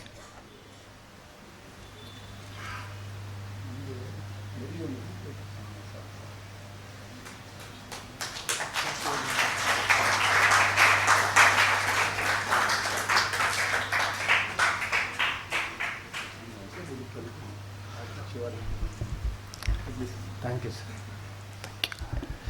ಬಂಧುಗಳೇ, ರಾಷ್ಟ್ರಕವಿ ಕುವೆಂಪು ಅವ್ರನ್ನ ಹೇಗೆ ಅರ್ಥೈಸ್ಕೊಳ್ಬೇಕು, ಹೇಗೆ ಅನುಸಂಧಾನ ಮಾಡಬೇಕು ಅಂತನ್ನುವ ಒಂದು ಗ್ರಹಿಕೆ ನಮಗೆ ಇವತ್ತು ಬಂದಿರಲಿಕ್ಕೆ ಬೇಕು. ಅಂಥ ಅನುಭವವನ್ನು ನಮಗೆ ಕೊಟ್ಟವರು ತಮ್ಮ ಜೀವನದಲ್ಲಿ ಅವರೇ ಹೇಳಿದಾಗೆ 30 ವರ್ಷಗಳಿಂದ ಶ್ರೀರಾಮಾಯಣ ದರ್ಶನಂನ ಅನುಸಂಧಾನ ಏನೋ ಸಾಧಾರಣವಾದ ವಿಷಯ ಅಲ್ಲ. ಅದು ಕುವೆಂಪು ಅವರ ಕನ್ನಡವನ್ನು ಓದಿ ಅದರ ಮೂಲಕ ಆಧ್ಯಾತ್ಮ ಸಾಧನೆಯಲ್ಲಿ ತೊಡಗಬೇಕು ಅಂತಂದರೆ, ಯಾಕೆಂದರೆ ಕುವೆಂಪು ಅವ್ರನ್ನ ಬೇಕಾದ ರೀತಿಯಲ್ಲಿ ಬಳಸ್ಕೊಳ್ತಕ್ಕಂಥ ವರ್ಗಗಳಿದೆ ಸಮಾಜದಲ್ಲಿ. ಅದರ ಆಧ್ಯಾತ್ಮಿಕ ಸಾಧನೆಗೆ ಕುವೆಂಪು ಅವರ ಸಾಹಿತ್ಯವನ್ನು ಅನುಸಂಧಾನ ಮಾಡೋದಿದೆಯಲ್ಲ, ಅದೊಂದು ವಿಶೇಷವಾದದ್ದು. ಅಂಥ ಒಂದು ಪ್ರಸ್ತುತಿಯನ್ನು ಶ್ರೀಯುತ ನಂದೀಶ್ ಸರ್ ಅವರು ತುಂಬ ಮನೋಜ್ಞವಾಗಿ ಭಾವಸ್ಪರ್ಶಿಯಾಗಿ ನಮ್ಮೆಲ್ಲರ ಮುಂದೆ ಇಟ್ಟಿದ್ದಾರೆ. ಪೂಜ್ಯ ಅಧ್ಯಕ್ಷ ಸ್ವಾಮೀಜಿಯವರು ಶ್ರೀಯುತ ನಂದೀಶ್ ಸರ್ ಅವರಿಗೆ ಗೌರವಾರ್ಪಣೆ ಮಾಡಿ ಅವರನ್ನು ಆಶೀರ್ವದಿಸಬೇಕು ಅಂತ ಕೇಳ್ಕೊಳ್ತೀನಿ.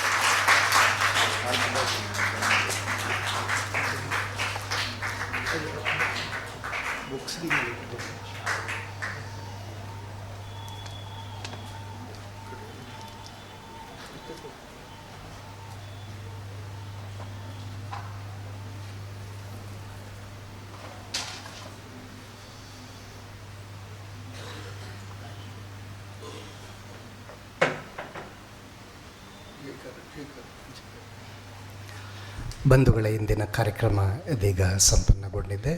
ಶಾಂತಿ ಮಂತ್ರದೊಂದಿಗೆ ಇದನ್ನು ಪೂರ್ಣಗೊಳಿಸೋಣ. ಓಂ